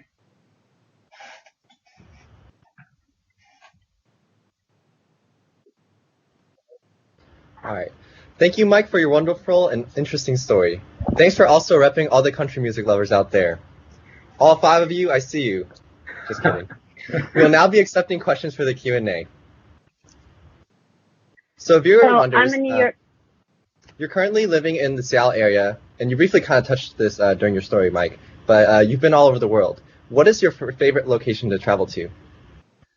I would love to travel to mainland China, but I can't. I'm banned over there. But that's a place I miss. Had great experiences when I was there, when I was younger. That's a place I wish I could travel to. But right now, if I had a choice, it would be Japan. I feel like Japan is it's sort of wacky. You know, it embraces a very traditional cultural side, but at the same time, you know, they're insane. Like people are insane. Like when the lights go down, when the sun goes down, when the night comes, it's just a whole different scenario. It's a whole different scene over there.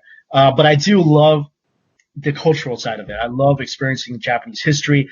I feel like it's very closely, you know, integrated with Chinese history as well. So I love the food. I love the architecture. I love the clothing. So that's a place I always enjoy going to.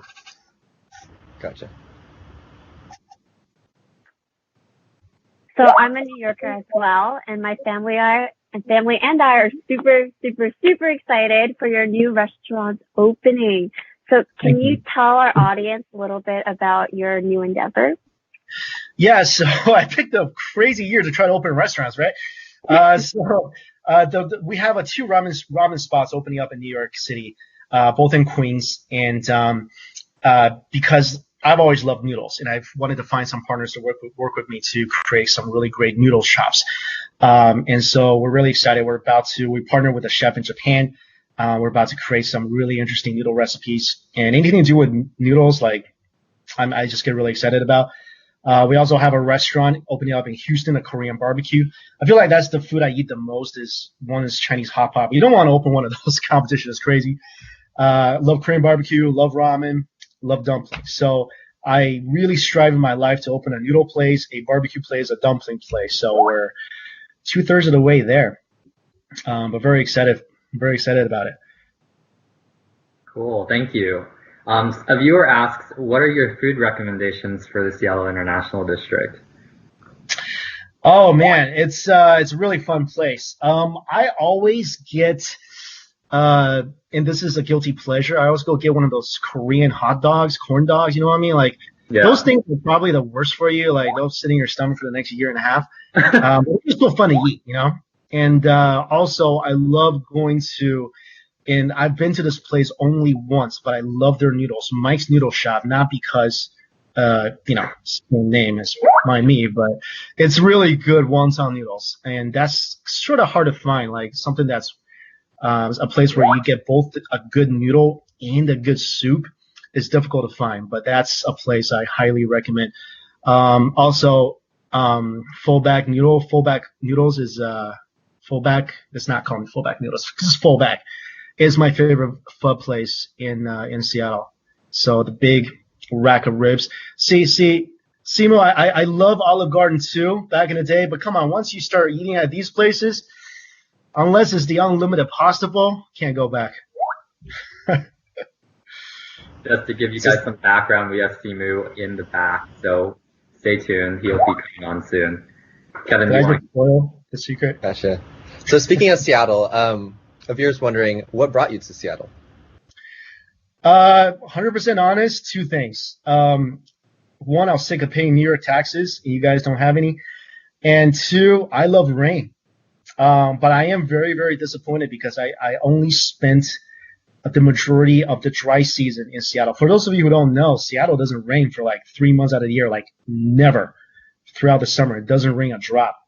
So that's the time I spent over there. But I love rain. I love the Pacific Northwest because, you know, I love going over to Vancouver for food and for skiing. And it's just such a beautiful part of the country. I love New York. Like, I think all New Yorkers, we love New York. But at the same time, we don't love New York. You know, like it's a really conflicted feeling. Like, we love it and we'll defend the city. It will defend the city. And we just love everything about it. But at the same time, just like, God, I can't wait to get out of here. So very relatable. Yeah. So that's why I went over there. Out of curiosity, our viewers are asking, do you have any plans to open a restaurant in Seattle as well? We don't know. Like, it depends on how well these 3 restaurants do. I do have a plan to open a dessert shop in Vancouver. But we'll see how these restaurants do. We would love to get the ramen shop everywhere in the country. As long as it's like, we have a huge task in front of us trying to just perfect the menu, and that's coming up in a couple months. But once we do, we really want to just make it just a staple in every major city. So if it works out, I would love to, because I love living in Seattle. I really do. So I think this will be our last question. But what made you inspired to do food vlogs on your channel? Once I discovered good food, I remember going to New York, and the first meal I ate was just this hole-in-the-wall restaurant that served roast duck. And I remember going and getting a roast duck over rice. And then I remember that day was the day I forgot who Colonel Sanders was. Like, anything to do with anything. Like, I couldn't imagine, like, a roast duck would have skin crispier than what I find at KFC. Like, it was just mind-boggling to me how I didn't have this food for the majority of my life. And once I discovered these things existed, I wanted to eat all of it. And I remember, like, doing this channel, and I never expected this channel to be a revenue earner. Like, I never expected, because at that time I already had my #1 channel at the time was Beyond Science. And so Strictly Dumpling was just for fun. Like, it just gave me an excuse to just go out and eat. And I was filming on an iPhone 4. I didn't really care about quality. If you look at the earlier videos, 90% of the shots were just my face talking. And because I just wanted to eat food, I didn't really care about, making nice videos and whatever. So that kind of led to this whole thing. And then finally one day, this channel was starting to just skyrocket, and I was thinking, well, this could be a career. Maybe I can just eat for a living, and I've been doing that ever since. That's goals.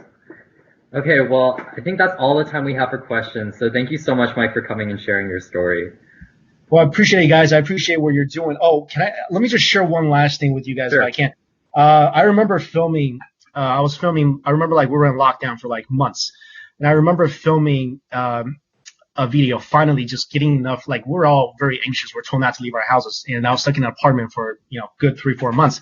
And I remember, like, going outside to film for the first time in so long, and I went to this dumpling shop called Northern Dumpling.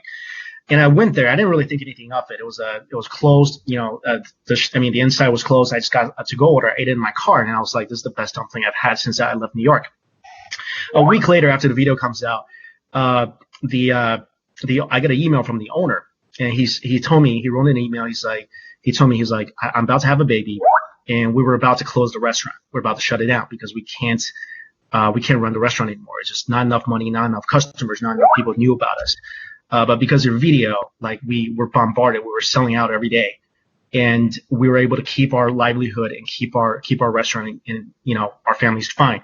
The point I'm trying to make is, I'm not trying to say I'm a hero in all this. I'm just trying to say there's so many people in that same situation out there who are in desperate desperate need, because for those of you who've never been in a situation where your small business, a family small business, is your livelihood, it is your livelihood, it is your lifeline. So these people, they really need all the help anyone can give them. So you guys are doing a good job.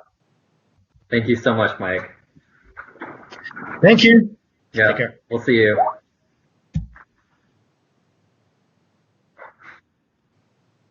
Okay, well now we have a special video from one of our sponsors, Fantuan Waimai, or Fantuan Delivery.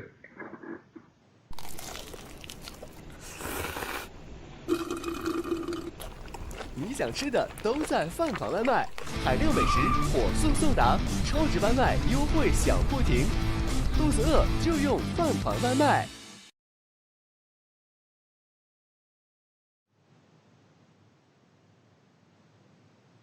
Okay, now we have some very special guest officers from my home organization, the Chinese Student Association.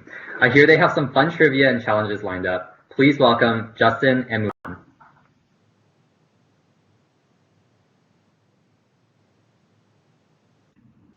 Hi everyone, we hope you're having fun and enjoying the show so far. I'm Justin. And I'm Mulan. And we're both officers from the Chinese Student Association here at UW. Welcome to our segment. We have some exciting content in store for you soon, but before we get into that, we wanted to quickly talk about what CSA and this event mean to us. For me, I grew up in an area without a super strong sense of Chinese culture and heritage. It was often really hard for me to embrace my culture, and often I found myself really rejecting that whole side of myself. But when I got to UW and joined CSA on what was really a chance encounter, I finally felt like I could enjoy a community and be proud of my culture while enjoying this culture with other people. CSA really has become like a family for me here. So like Justin, I also always felt isolated from my own heritage growing up. Not many people around me at school or in my community were Chinese American, so as a result, I always struggled to find people like me and feel pride in my culture. However, the moment I set foot in CSA, I felt like I had found somewhere that I really belonged. CSA really gave me wonderful friends, a supportive community, and a home where I feel like I can truly be myself. I'm really so grateful for everything that I've learned and everyone that I've met during my time in this organization. And that's why CSA and this event specifically means so much to us too. We love CSA because it gives us a platform to help foster community and bring people of our culture, or really anyone else who's interested, together. From our grandest events like our annual Lunar New Year Gala to the casual member events we hold every once in a while, our community supports and uplifts in everything we do, and we want to make sure we can do the same thing back. Community Night is a great example of this.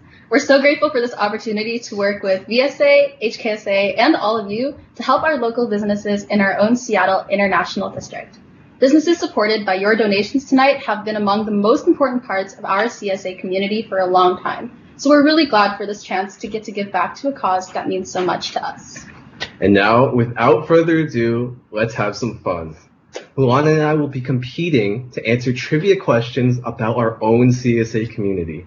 Correct answers will be rewarded with a delicious dim sum item, as you can see here in front of us, from Dim Sum King in the Seattle CID.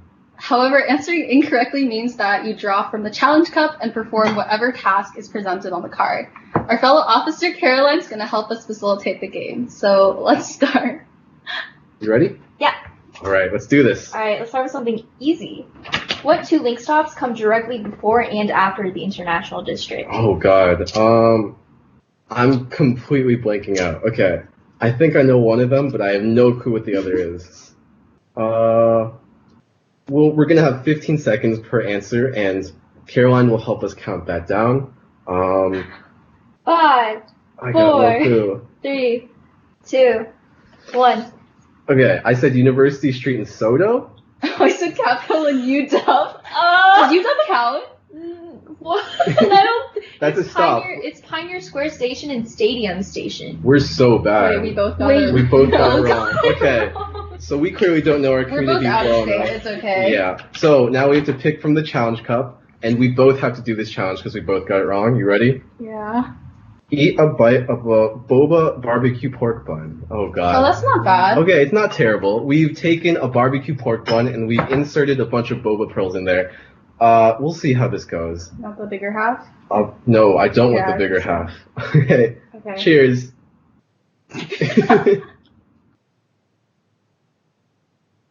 Oh God. That texture is so weird. Oh. Well, it's not bad though. It's not bad? I would eat like a whole one. I kind of like the tapioca. You can have the rest of this by all means. Take it. I got you. Oh my goodness. Okay. Crazy. Okay. Ready for the next question? Mm-hmm. Okay, Caroline, hit it. Alright. How many members did CSA have during the 2019-2020 school year? Ooh, okay. This is tough. This is super tough. For number answers, we're just gonna give it to whoever got closest. Mm-hmm. I have no clue, honestly, but always proud of our CSA community for Before or showing after up. potentials? Just It's in members. general. Yeah, Oh, members. Wait, I think members. Okay. How much time do we have left? 5 seconds. Oh god, okay. I'm second guessing myself. Let's go with this. 3, 2, 1. Ooh, 231. Ooh. Okay, I'm underestimating. Shout out to all of our CSA members for always coming and supporting. We love you guys. Okay. And now I get to eat a delicious piece of shrimp dumpling. Send a nice wholesome text to your favorite officer. Oh, you got such a soft challenge. That's easy. Are you kidding me? Oh, Okay, let's do this this. doesn't even mean anything anymore. Who is it to?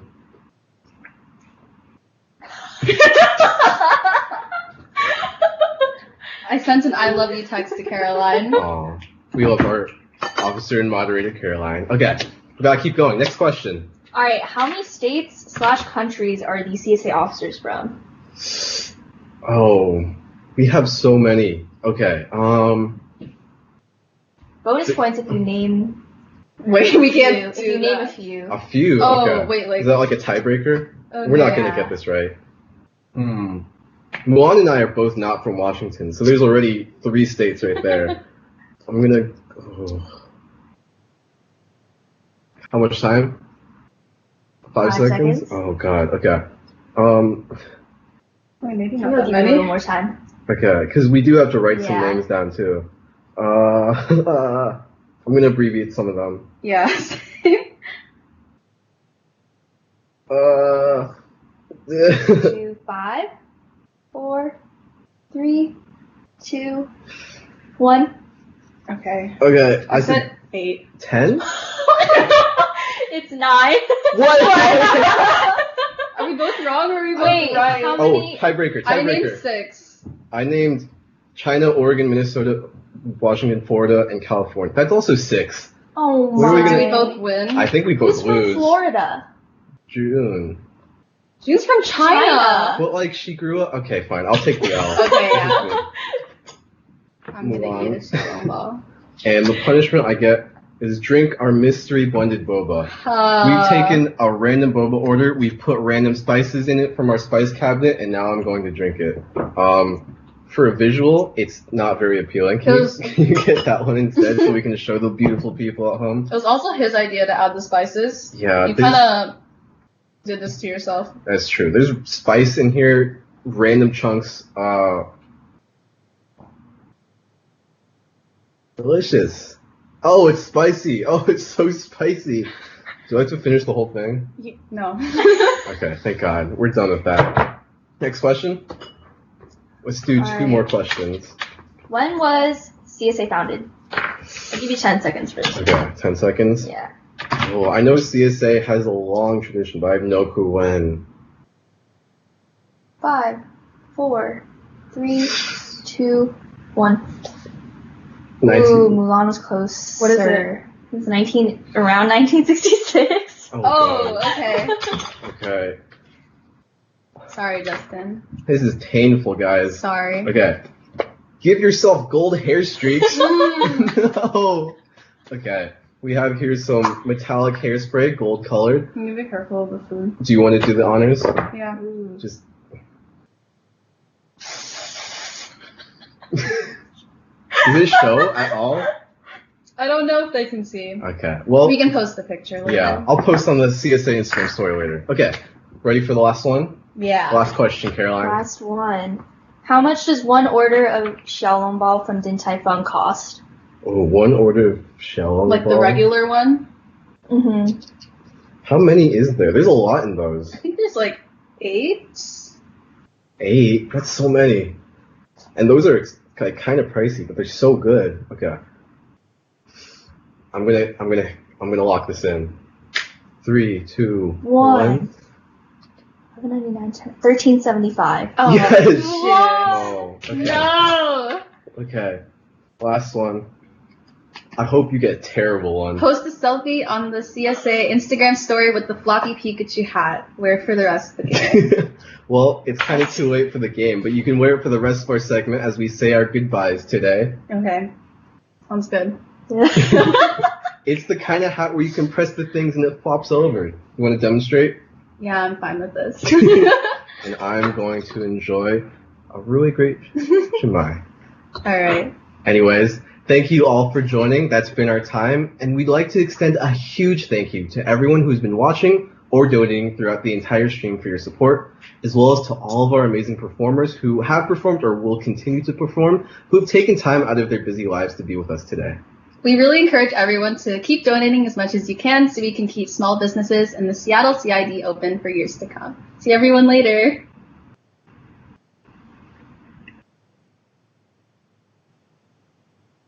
Thank you so much, CSA. That was really funny and entertaining.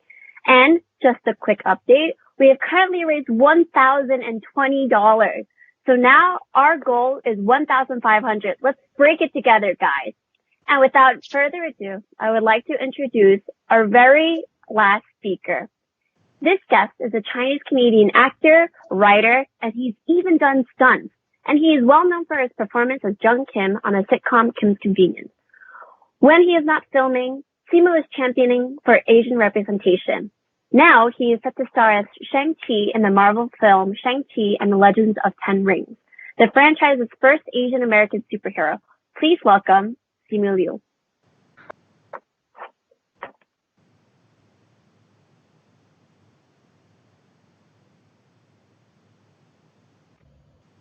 Okay, how about now? Fantastic, everybody. Hi. First of all, it's so great to be here with all of you. I think it's an incredible cause that you guys are championing, and I can't wait to kind of share a little bit of my life with you guys, and hopefully to tell you a little bit more about myself, and we'll all come out of it a little bit more knowledgeable and maybe a little more willing to invest in our respective communities, which I think is what this is all about. So. With that being said, I guess I'll just start very quickly in the very beginning. I, like many of you, am the child of an immigrant family. I actually myself am an immigrant as well. I was born in Harbin in China, and when I was born, my parents actually left to pursue postgraduate studies in Canada, leaving me in the care of my grandparents until I was about 5, after which I joined my parents in Canada. It was something that happened relatively commonplace in the times because, you know, my parents were pursuing education. They didn't really have time to raise a family of their, on their own, and so it seemed like the right move at the time. Now, of course, for me, it was very weird meeting my parents for the very first time at age 5. It was kind of like being adopted by your own birth parents. But yeah, it was very interesting, and I think had kind of ramifications for our relationship, much further than just those 5 years that we spent apart. As many of you guys probably know, having grown up in very similar households, we have very should we say complex relationships with our parents, and a lot of it stems from just being intergenerational and intercultural, and just not having a lot of common ground through which to connect. And so I definitely kind of experienced that with my parents growing up. But if I was just to kind of summarize it in a nutshell, I'd say they definitely wanted me to succeed academically. They wanted me to be a doctor, a lawyer, businessman, engineer, something of that sort. And for the most part in the beginning, I was kind of willing to entertain that, and I was very good and successful at being the quote unquote Asian kid. And yeah, when I eventually went to high school, things started shifting a little bit. I started kind of turning away from that, and my parents and I kind of fought a lot, and things got pretty difficult for a while, until I went off to university, majored in finance and accounting, which made my parents very happy, and me not so much. Graduated from school, got a job at Deloitte, which is one of the largest professional services firms in the world. You guys have probably heard of it if you have parents that want you to pursue accounting. By the way, this is not a knock on accounting. I'm not about to shit talk accounting. Just to say that it wasn't exactly my cup of tea. So I remember going to work for that very first day feeling like I had made the biggest mistake of my life. When you're in school, you take a course for a few months, you take an exam, and then it's done, and you can go off and have a break and unwind and then start it up again. But in the real world out there, it's just kind of nonstop, and that's what I kind of quickly realized that I had signed up for. So that was a very rude awakening, and within a few months, I found myself actually laid off. 8 months in, I was called into my managing partner's office and kind of let go. And it was for a lot of reasons. The company was doing some cutbacks, but for the most part, it was because I was not good at my job. I was not passionate. I was one of the guys that was showing up to work every day, just miserable and staring at the clock counting down the seconds until the end of the day. And for those of you guys who know what I'm talking about, I would suggest kind of reflecting on your life and seeing if you've made the right decisions, because that's definitely not a good place to be. That's a career red flag for you right there. But so I'm 22 years old. I'm laid off. I'm completely jobless, and I go on Craigslist one day because I'm just totally out of ideas as to what to do, and I just start Googling or searching different job ads, and this one thing that really jumped out at me was this ad for Asian Hollywood extras for a Hollywood movie, and kind of piqued my curiosity. I responded to the ad. I sent in this selfie of myself as a headshot. It wasn't even a smartphone. That's how old I am. But I got a call back, and I was invited on set to be like a background extra performer. And the movie turned out to be a Hollywood movie after all. I thought maybe I was going to get murdered in the back of an alley somewhere, but it actually turned out to be Pacific Rim, a movie, a big blockbuster movie about these giant robots that fight these giant aliens. For whatever reason, shot in Toronto. So I got to kind of be on set with Guillermo del Toro, who's the director. I got to be on set with some of the actors like Charlie Hunnam and Idris Elba, just really just such an incredible experience. And if you've ever been in an office environment, you'll kind of understand the energy of that. It kind of sucks the life out of you. It's kind of stuffy. It's kind of quiet, at least for me. And what I found being on set was that it was just the exact opposite. It was just this crazy energy of people, everybody just so full of purpose and life and excitement, and I was definitely drawn in. So after that day, I just kind of decided to go on Craigslist again and see what else I could get, and I wound up being in little student films for no pay, or music videos, and all that, until I accumulated enough of a resume to get an agent, and from there started auditioning for bigger things. Obviously, this was not an easy conversation to have with my parents. I had to come out to them as an actor, which was very, very hard. They definitely did not understand at first. We had a lot of hard conversations that escalated into arguments, and we didn't speak for a very long time. But that being said, I'd still kind of unlocked this part of myself. I felt so alive for the first time. I was kind of this perpetual slacker in life. I never really cared about anything. I never really put more into my studies than what was the bare minimum. And now finally I felt like I found the thing that I wanted to wake up early every day for, and I wanted to work my ass off for. And so I knew that was too important to just give up. And so I kept going. And then within a couple of years, long years through which I had to take on a lot of odd jobs, and there were a lot of sleepless nights and a lot of frustration, but I, came out of it. I got a first little break with a show called Blood and Water, which is a Canadian show that nobody ever watched. But what it did do for me is it gave me a stepping stone to eventually audition for this other little show called Kim's Convenience, which is kind of where my journey, began as an actor. And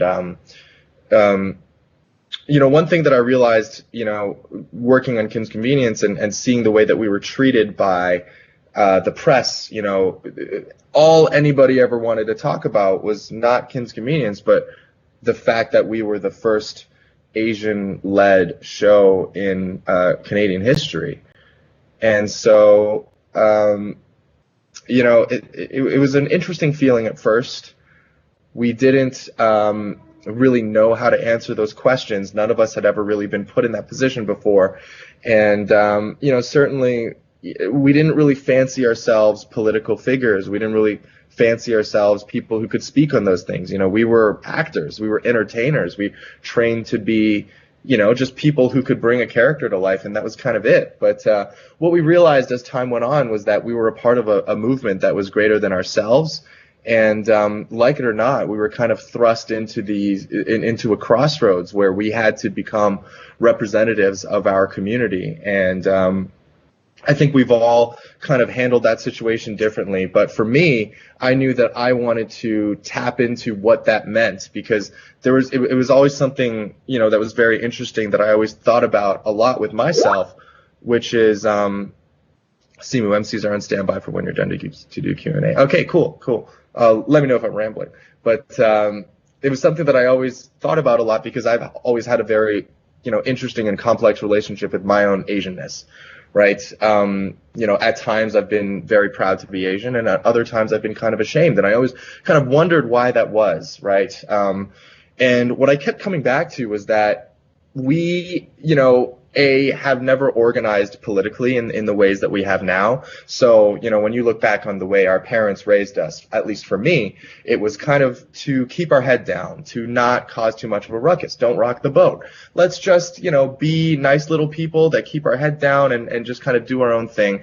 Don't cause too much of a, don't make a mess.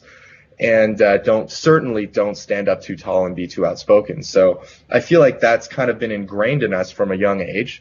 And then you have, Western media treating us the way that they have, which is to say they've put us in very stereotypical roles, writing parts for us where, sometimes not writing parts for us at all. And other times, taking a part that was written for an Asian person and whitewashing it, or for whatever reason, we just haven't had the ability to have our voices accurately portrayed in mainstream media in the West, which unfortunately is where we also all grew up. So, I think it's led to all of us having this kind of weird internalized sense of self-hatred in a way, feeling like, oh, is this all that we can be? The nerd, the sidekick, are we not the hero in our own story? And what I found is, a lot of people felt that way, and it was through, this connection to the community that I was able to kind of really connect to those people. And one of my first pilot seasons that I spent out in LA, because what you do when you're an actor that gets a small break is you try to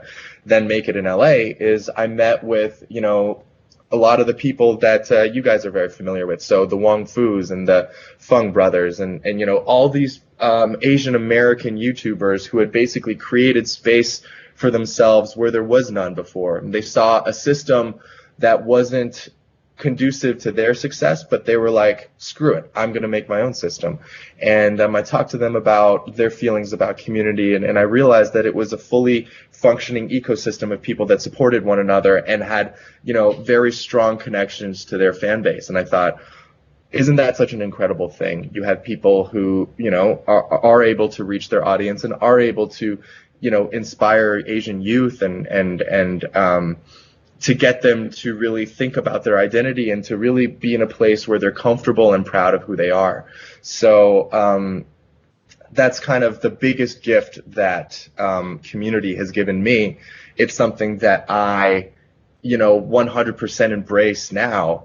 as a part of myself and as a part of what I do, because, you know, I feel like in a lot of ways the universe didn't intend for me just to be an actor.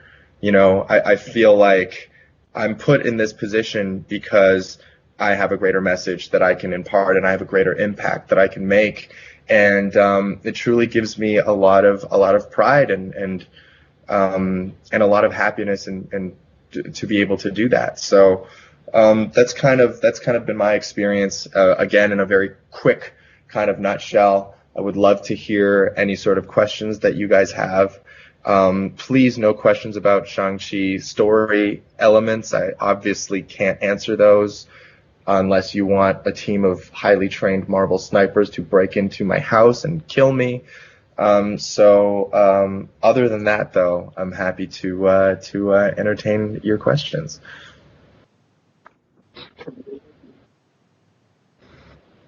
Okay, thank you so much, Simu, for sharing your message. One of our viewers asks, beyond representation, what are other ways you think are, good to uplift our Asian community? Obviously I work in entertainment primarily, so I deal with a lot of, representational issues. But the truth is, especially with the election coming up, political activism is very much hand in hand. And I think, again, it's something that we're not necessarily used to, as, Asian Americans growing up in immigrant households. But that's kind of like a cornerstone of democracy. It's that it represents the people. And if you don't make yourself heard and you don't make yourself, known, then the government can't respond and can't react in a way that's beneficial to you. So, you need to make sure that your voices are heard, and certainly I'm only one of many Asian American celebrities that are championing kind of that. And I don't even think you have to be American to do it. I'm obviously from Canada, but I understand just exactly what's at stake, especially with this election. And it's very, very, very important for you guys to kind of get politically active, because, guys, guess what? In a few years, you're going to run the world, and you're going to make the decisions that will impact the world. And people, I remember a time not so long ago when people were telling me that, and I was like, no, this is so far away. But, having turned 30 in the last year or so, it really is true. I'm suddenly finding myself thrust in a position where people are looking at me for answers, and I'm like, I don't necessarily know all of them. But all of that to say, just be ready for that, and don't shy away from that spotlight, and don't shy away from that responsibility. The more you lean in, the more meaningful it will become, and the more important that work is. Cool. And just to plug, everyone that's watching, make sure you guys go out and vote. Just to follow up with that question, how do you see Asians becoming more politically active, especially when it comes to voting? Well, I can see them definitely making an effort to vote. I know that among all groups, let's say, among like the Black community, the Latinx community, a lot of minority communities, Asian Americans are actually the least likely to vote. We have the lowest voter turnout, and we need to kind of attack why that is, and to kind of spread messaging like you are, Peter, encouraging people to vote, and really kind of reiterating what is at stake, here, and yeah, I think that's honestly the first part of it. Another part is to participate in your census, which is very, very important, because it's a way to let the government know that you exist. It's something that I know, again, we don't put a lot of emphasis on, but it's very important. It's we can't keep our heads down any longer.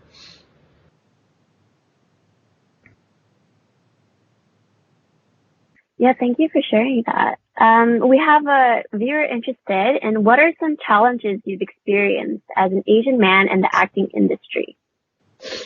Sure. I mean, in the beginning, it was just that there weren't that many roles, and when the roles did come up, they were frequently not great ones. And, it never really discouraged me. I think I always knew that I was fighting for something more than just like a paycheck, you know, that every role that I got was a role not only for myself, but for all Asian people everywhere in a way, to be able to have one of us on screen. I certainly remember when I was a kid, when I saw Asian people on screen, I would be like, ooh, there's one. And of course, there would be so few that you would remember each of you. I would be watching Power Rangers and I would be like, oh, there's an Asian one. Yes. So that's, you know, that's kind of how important it is. So I, you know, through some diluted sense of self-importance, I was like, I have to be doing this. You know, this is the fight that I want to fight. And, you know, it wasn't just about, you know, saying, we need change, or, you know, just kind of waiting around for it. I was a very active kind of participant in that. I wanted to be the one telling the story. I didn't just want to be an actor that waited for the phone to ring. You know, I wanted to be proactive in every way that I could. So I, for example, optioned 2 projects in Canada, shows that ultimately, you know, never got made, but still were shows that I created with the intention of, you know, getting them sold and getting them in front of people and just really normalizing Asian stories. I, you know, taught myself how to screenwrite. I taught myself how to produce, and you know, wrote and produced a short film called Meeting Mommy, that eventually ended up being, you know, the reason why I connected with Phil from Wong Fu, and, you know, the two of us developed a really, really strong and amazing friendship because of that. It's just this idea of don't wait for change, be the change. And I know that's really cliche, but I think people can embody it in their own ways and however they so choose, you know. Yeah, let's do a couple more. All right. So speaking of Asian Americans being represented in the acting industry, do you have any tips for viewers who are attempting to go into mainstream media? Yeah, so I guess kind of related to what I said about the last one, it's that you're not always going to get the opportunities that you want, and that doesn't mean that you should give up. It means that you should create your own opportunities. I think it's something that you've seen with even people who have spoken today, you know, whether it was Mike or whether it was CantoMando or, you know, anyone, whether it's, and if you talk to people like Stephen Lim and Phil Wang, you know, these are guys that for which the path was not easy, and it wasn't even hard. It was that the path wasn't there. You know, you have to be an outside of the box kind of disruptive thinker in a way that, you know, maybe a white person, you know, who wants to pursue a career in the same area won't have to do, because that path will be already available to them. You know, the path may not exist, and that's okay, because you can be that first one to make it. I think that's what's been so exciting about talking with the Wong Fus and the Fung Bros and the CantoMandos is understanding that they all at some point were just like, fuck it. I'm just going to, if there's no door there, I'm just going to punch a hole and make a door. And to anybody who's, you know, whether you want to be an actor or a writer, I mean, I think that's all, it's really comes down to that same thing. And certainly people who I've met who have succeeded in, even in, you know, within the system, like, you know, Ronnie Chang and Aquafina will tell you the same thing. They were just, you know, very persistent, and they also just refused to give up and wait around. Let's do one more. Cool. Yeah, I have one last one. So a viewer says, congrats on becoming a UNICEF ambassador. Do you have any specific plans or goals you plan to achieve with this title? Sure. First of all, it was such an incredible honor to be approached by them. But what kind of drew me to UNICEF's messaging right away was that they have a very kind of apolitical approach to what they do. And what that means is, you know, how I interpreted it was, you know, cutting through all of like the politicized fake news kind of, you know, pseudo activism of today. And certainly I feel like a lot of today's young people are kind of caught up in, and through no fault of their own, I feel like it's just how social media has evolved. It's just evolved to be very clickbaity and very outrage inducing. And so people find themselves outraged about things, and they don't, you know, you're mad at each other, but you know, at the end of the day, you don't even know what you're being mad about, or you don't know that you're being manipulated by you know, news to be really mad at each other, for example. What UNICEF is, I think, really good at is kind of cutting through and really coming up with data-driven solutions to identify where children need help, whether that's in China or in Bangladesh or in, anywhere around the world, and then to really put resources in place to be able to do that. I could comment on politics all day, but at the end of the day, I'm not sure that I'm making the world any better by doing so. And I know that, especially for someone in my position, people are constantly going to be asking me about politics. I think that political activism is great. I think that people should be politically informed, but I don't necessarily think that I'm that guy to, be a politician or to endorse a specific politician. I've always wanted to be the person that made tangible impact, whether that was getting vaccines to people who need them, whether that was making sure that children around the world have access to clean water. I think those are just so much more tangible and so much more easy for me to put my mind around, that's where my efforts are best being put. So, yeah. Awesome. That's all the time we have for questions. Thank you so much for taking time out of your busy schedule to come tonight, Simu. You're so welcome. Thanks, Jack. Thank you.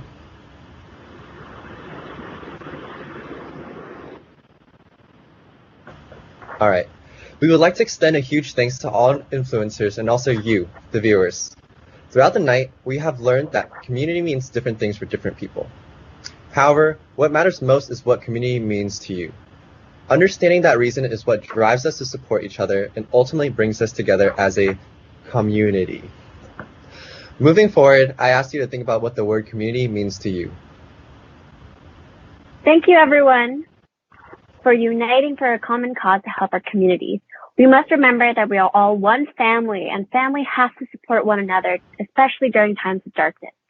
Take this time to remember the values of compassion and respect, and to remember that we're all facing difficult challenges during these uncertain times. Be kind to one another and appreciate one another. As well, as I'm sure you've all been waiting for, we are pleased to announce the winner of the Asian Flush giveaway. Congratulations to Chen. Please reach out to our social media or email us at csaudub@uw.edu to claim your prize. At the end of this live stream, we have raised a total of $1,255. The link to donate will remain open until 12 p.m. Pacific Daylight Time tomorrow. As a reminder, all funds raised tonight will be donated to the Small Business Relief Fund supporting businesses in the Seattle International Chinatown District.